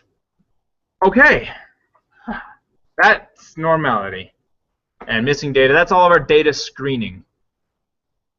Yes, it is. Okay, cool. The next thing is talking about significance, perhaps. Hopefully this is review. In statistics, typically, and this workshop is particularly for testing causal theories in academic research.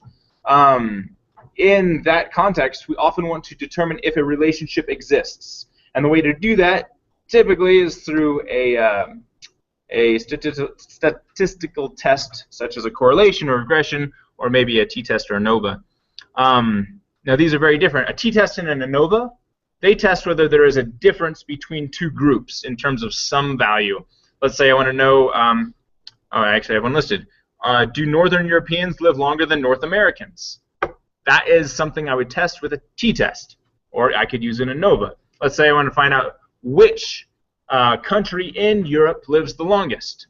I could use ANOVA for that. It takes all of those distributions of time at death, age at death, and would plot them, find their means, figure out which one is the highest, and then we could answer that hypothesis.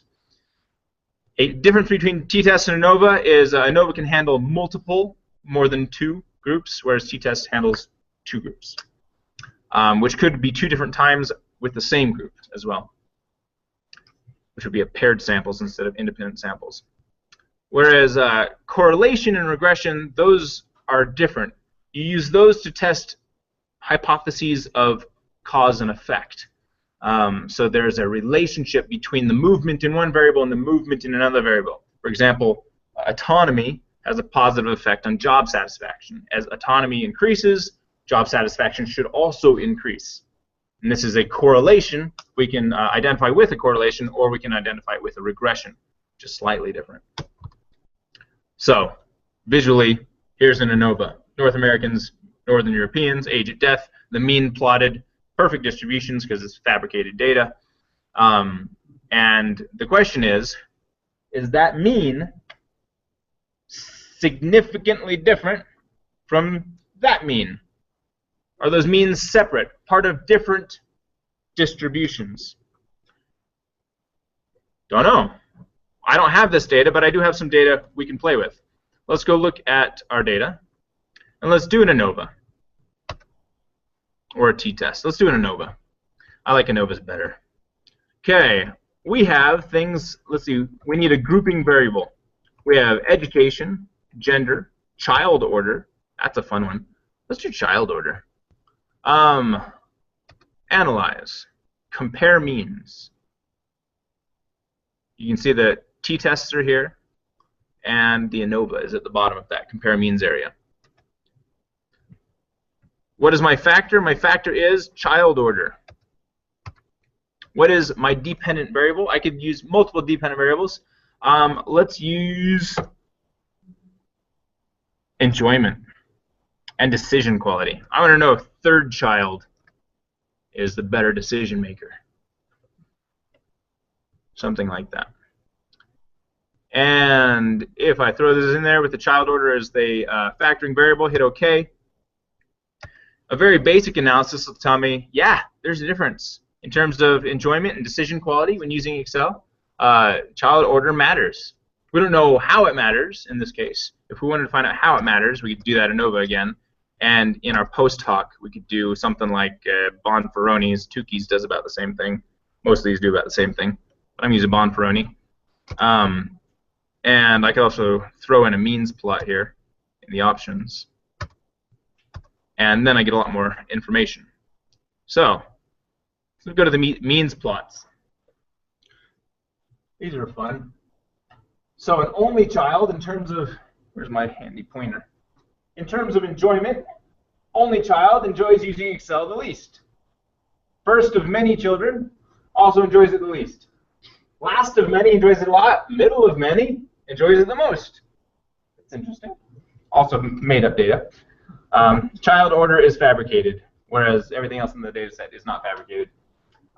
In terms of decision quality, again, sort of follows the same trend. Middle of many makes the best decisions with the data, whereas an only child is hopeless when it comes to Excel. And these differences are significant. Which ones are significant? Well, if you do a Bonferroni's, it's multiple comparisons.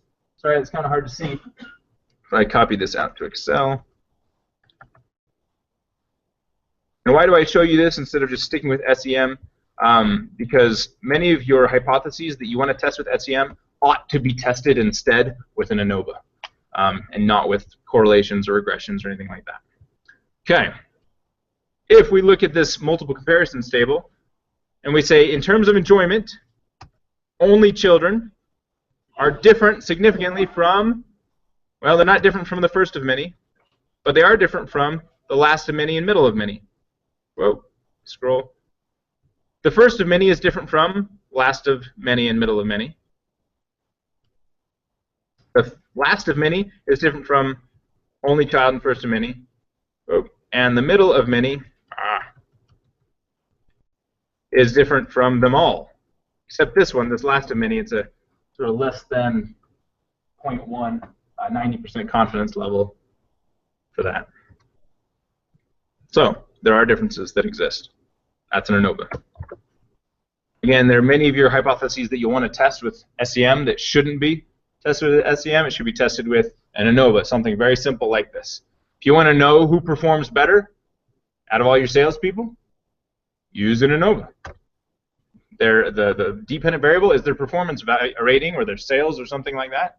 And then the factoring variable is something you think might cause performance. So the test that you draw was within The ANOVA? or in between? Let's go back to it. You mean in Excel when I ran the ANOVA, one-way ANOVA, within or between? I don't think I... Oh. Between the groups or So it says here, within and between groups. This is a between groups. Sorry, that's small. I'll grab it.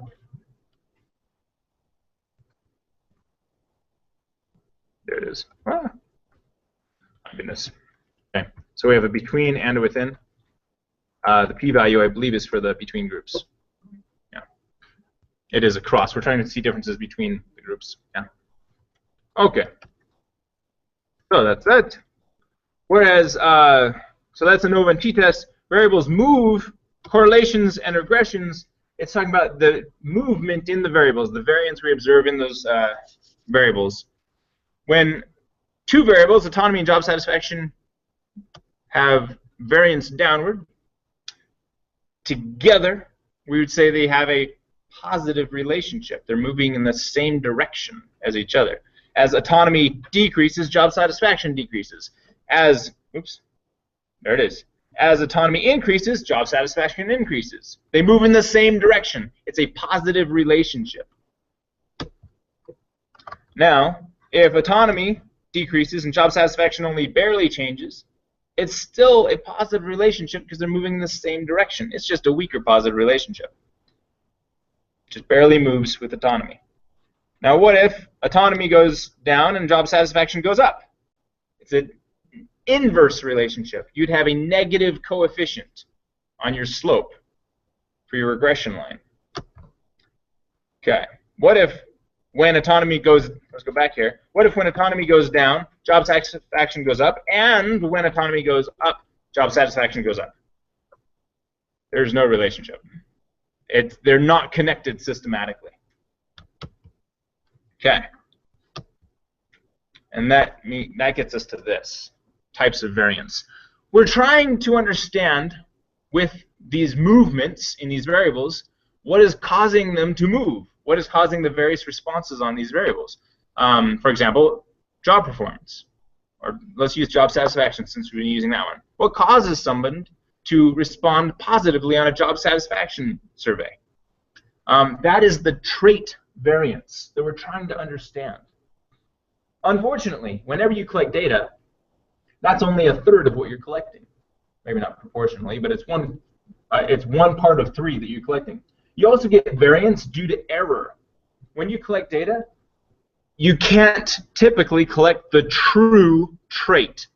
People understand questions a different way. People don't always know what you're asking. People say, well, I'm not a 4 or a 5. I'm like a 4.26. But they got to choose 4 or 5. And so you have some error in the inability to accurately assess a trait.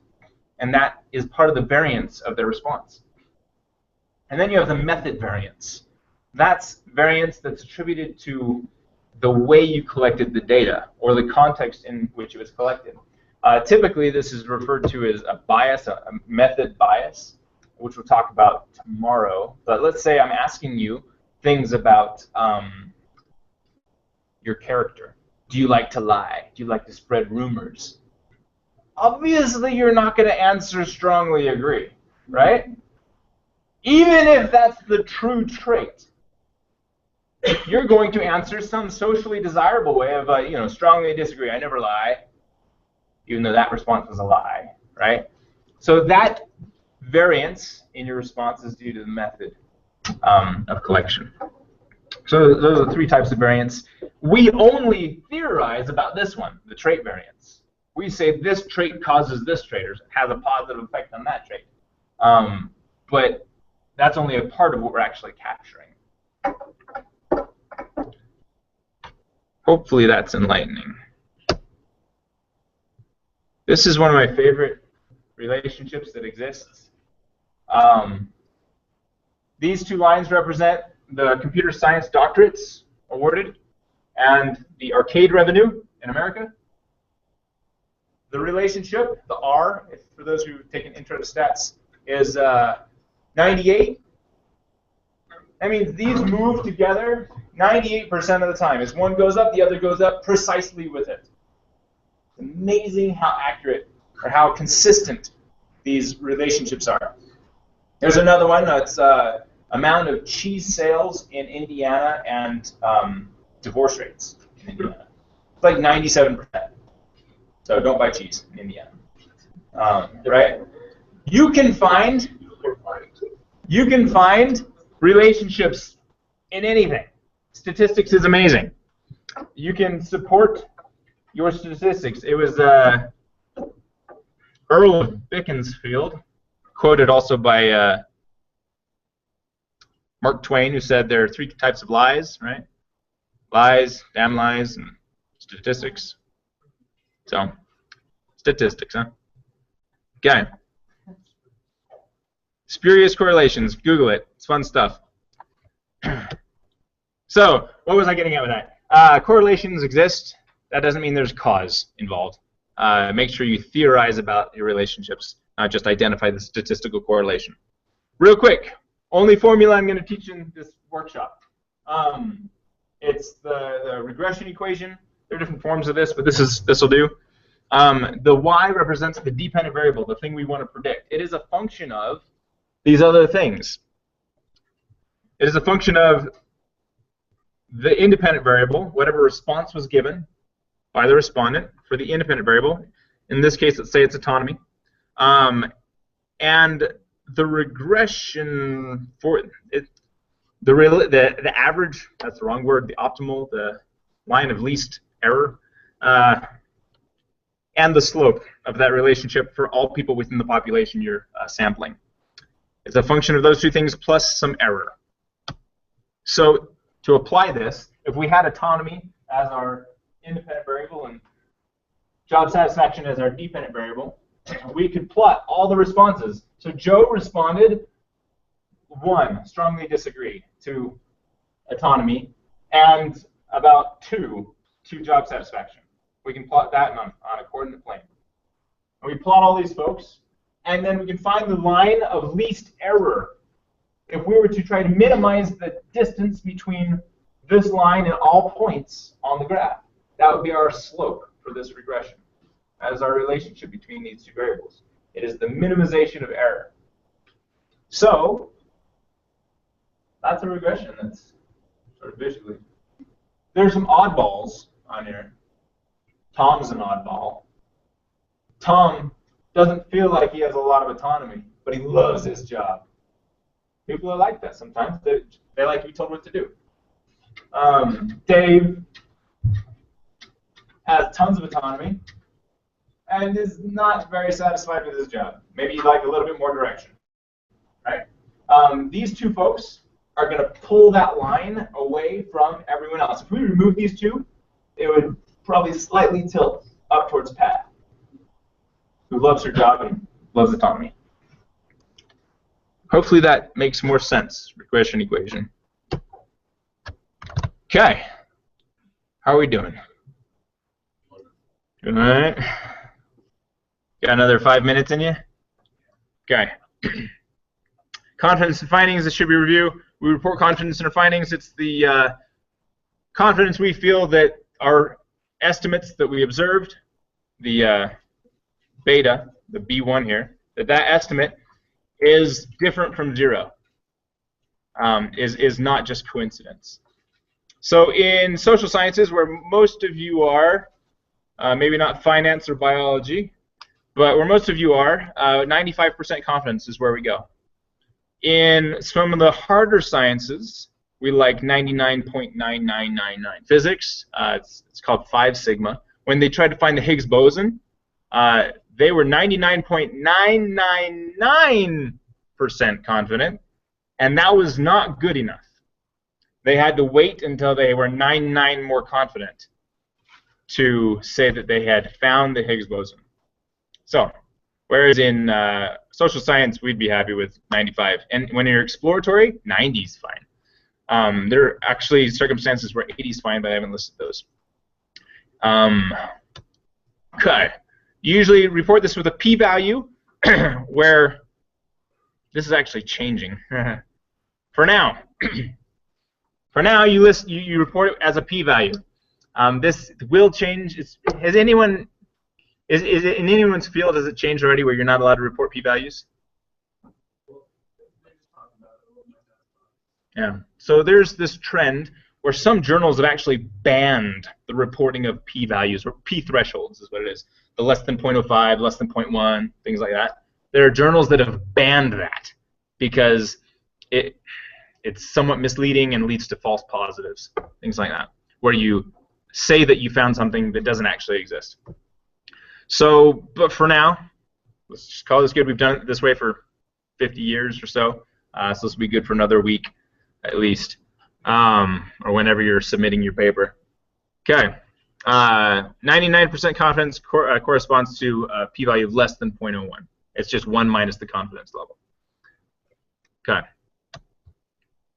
And I used to tell people, well, typically we don't report the exact p-value. That has changed. We now report the exact p-value. Instead of saying it's just less than 0.01, we'd say, oh, we had a p-value of 0.0032, something like that. Okay. Yes, we have an hour for this. Excellent. Let me just make sure. Real quick. Okay, so we're at the end of the morning basic stuff. Fabulous. There's some exercises you could do, but I also want to find out first if you'd rather do this. We have logistic regression, which is regression where your dependent variable is either binary or categorical in some way. There's random sampling. Let's say you have a ton of data. This happens quite often in finance and accounting. Where you're using archival data. You have a ton of data and you want to randomly sample it. I can show you very quickly how to do that. Or we can do one-on-one assistance with any projects you're on. Does any of this sound appealing? The first two particularly? Yeah? Logistic? Okay. Are there any others who would like to see logistic, or can I just work one-on-one with Carl? We have a few. Okay. And then random sampling, I'm just going to show you because it takes like a minute. So let's do that. Over in SPSS. Oh, and I should check the remote folks.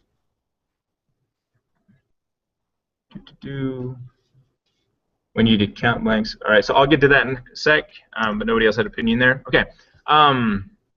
So random sampling, data, select cases. That's not right. Split file. I believe that's right. Split file. Nope. It was select cases. Sorry. Data, select cases. And we want to select cases, random sample of cases. And we can identify exactly how much we want, or approximately, or exactly. So we want approximately 50% of all cases. We could do that, or 10%, or 5%. When you hit continue, it will create that new data set as a separate data set from your current one. If we want exactly, 150 of these from the first, it's going to randomly select them from the first however many we say. Well, I want it from the whole data set. So I believe I have 379, so I'd say from 379 cases. And I hit continue, hit OK, and it's going to create a new data set for me. Let's go over here. And it should have done it. Let's see. Oh, here it is. Okay. It shows you which ones it deleted by putting a mark through them. And I can save this as a different data set. Random sampling. Yeah. So you typically don't need to do this unless you have larger data sets. Yeah, like more than 350. It did it randomly. That's how it decided. Yeah.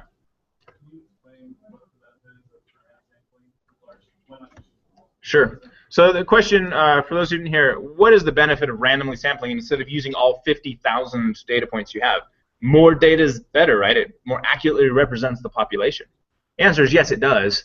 What it does do also is two things. It inflates a lot of effects. If you have a sample size of 50,000 and you run a regression, if there is an effect that is minuscule, it will still be significant because you've reduced error so much. Your p-value is a critical. It's based on a critical ratio, which is derived from the slope divided by the error. Well, when you have that much sample size, your error reduces to almost nothing. And so you divide your slope by that, and the p-value just gets so small. False positives is what happens. So that's one reason you might want to reduce your sample size. Another reason is because some of the analyses you'll do are really resource intensive. And if you're trying to run it on 50,000 records, it's going to take a long time to do that. So that's another reason. There are also other reasons. Sometimes you're not allowed to do an exploratory analysis and then a confirmatory analysis using the same data.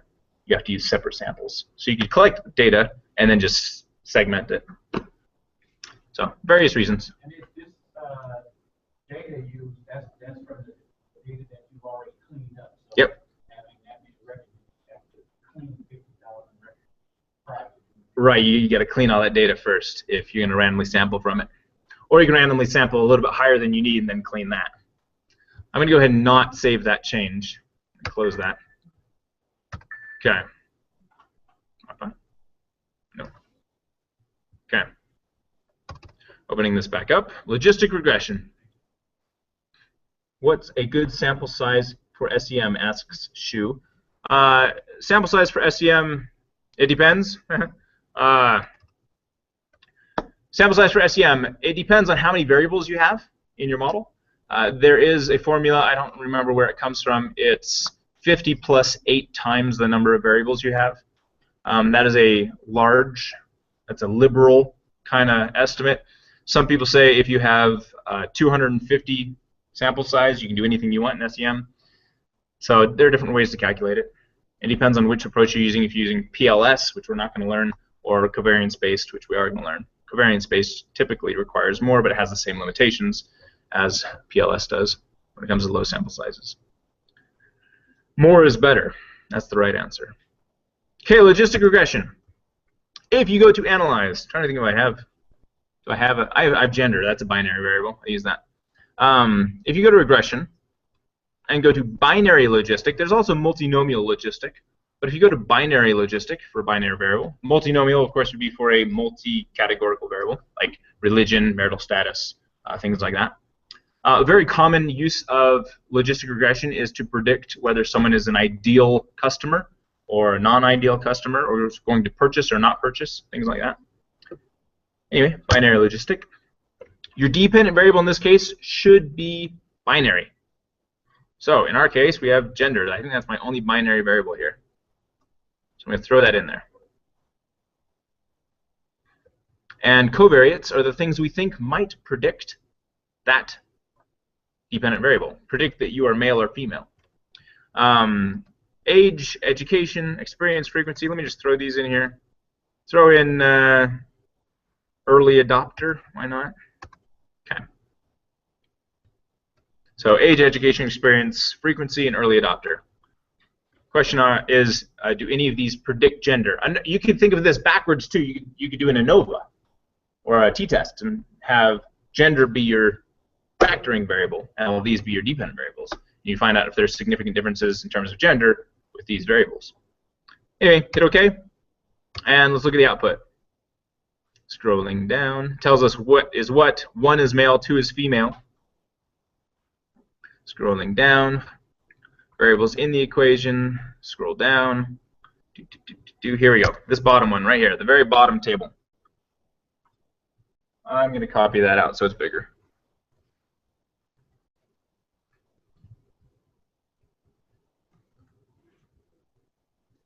Okay. You have the type dependent in the logistic regression?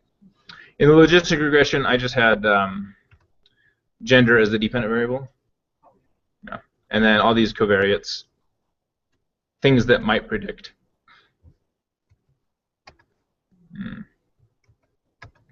Okay. Cancel. Back to Excel. Okay, so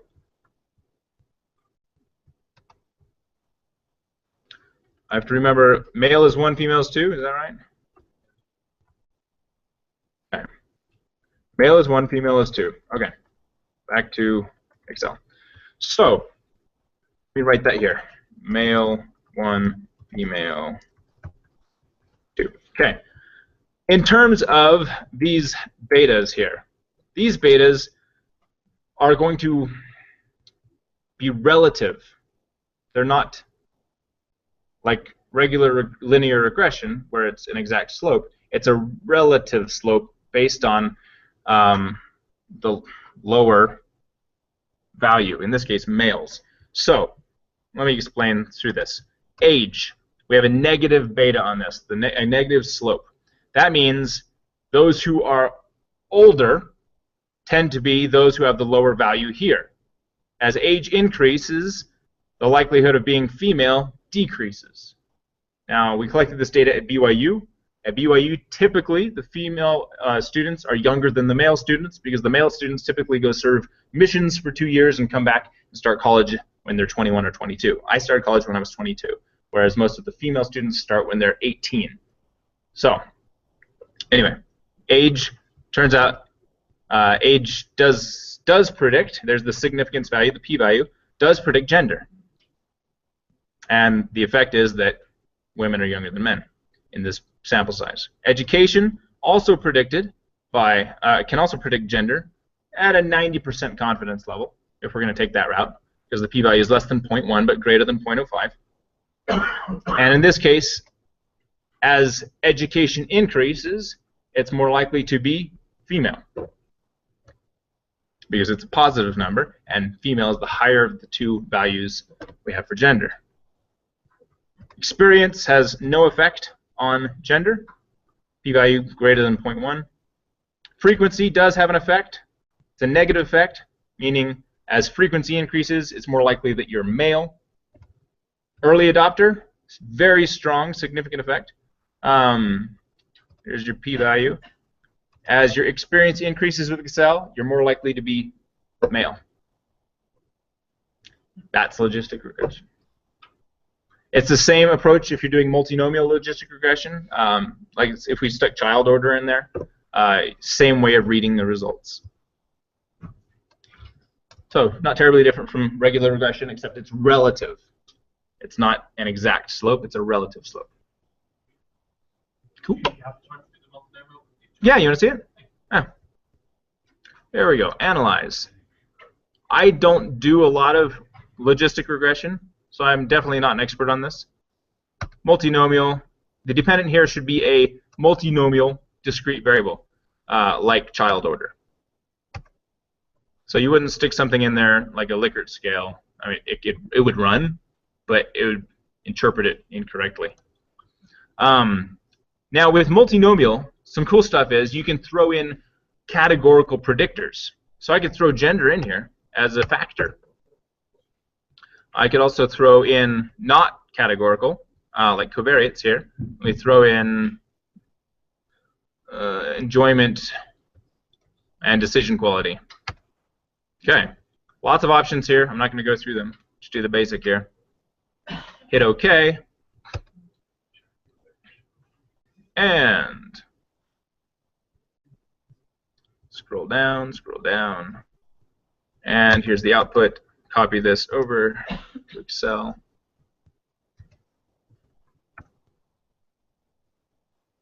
Zoom out a little bit. Okay.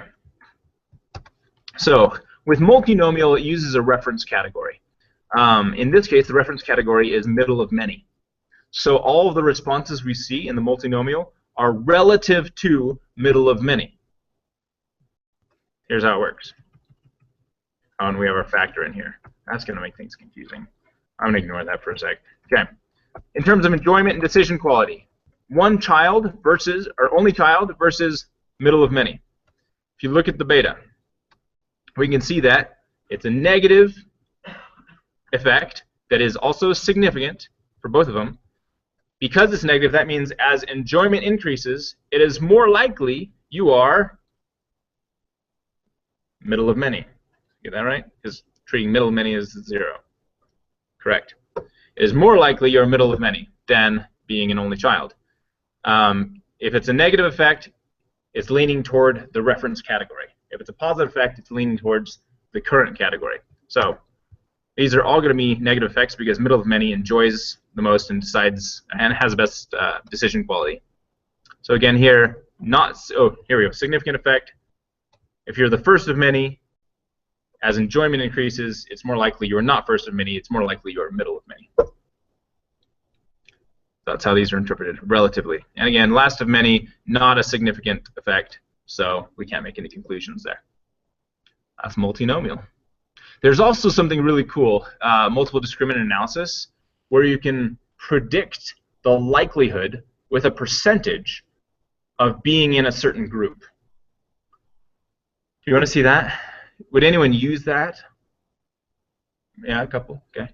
Okay. So, and we have time. Multiple discriminant analysis. I haven't done this in a year. See if I can get it. Is it in regression? I shouldn't have brought it up unless I knew where it was. Probably classify. Yep. Here we go. Discriminant. Okay. Classify discriminant. So again, what this is going to do is going to say, here are some variables. How well do these variables predict membership in a certain group?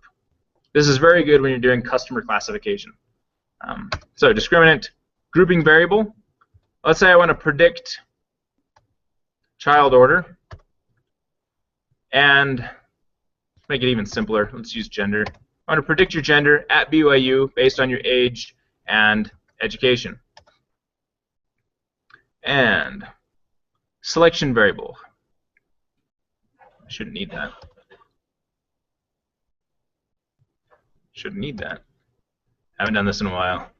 Let's see. Display, summary table, plots. No, I don't need that. Continue. It wants a selection variable. Why does it want a selection variable? Oh, it wants a range. That's what it wants. Define range. Okay, gender has a minimum of 1 and a maximum of 2. Male and female. Continue. That's what it wanted. Okay, so I had to define a range for gender. Hit OK. And if we go down to the very bottom, this classification results. Let me right-click this, copy, go to Excel. And copy the formatting. Weird.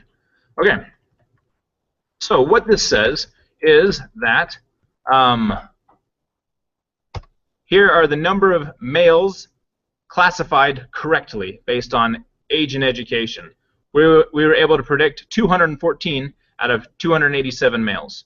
And we were able to predict 79 out of 91 females based on those two variables. And the percentages, I don't know why I didn't copy over. Let me just copy as picture.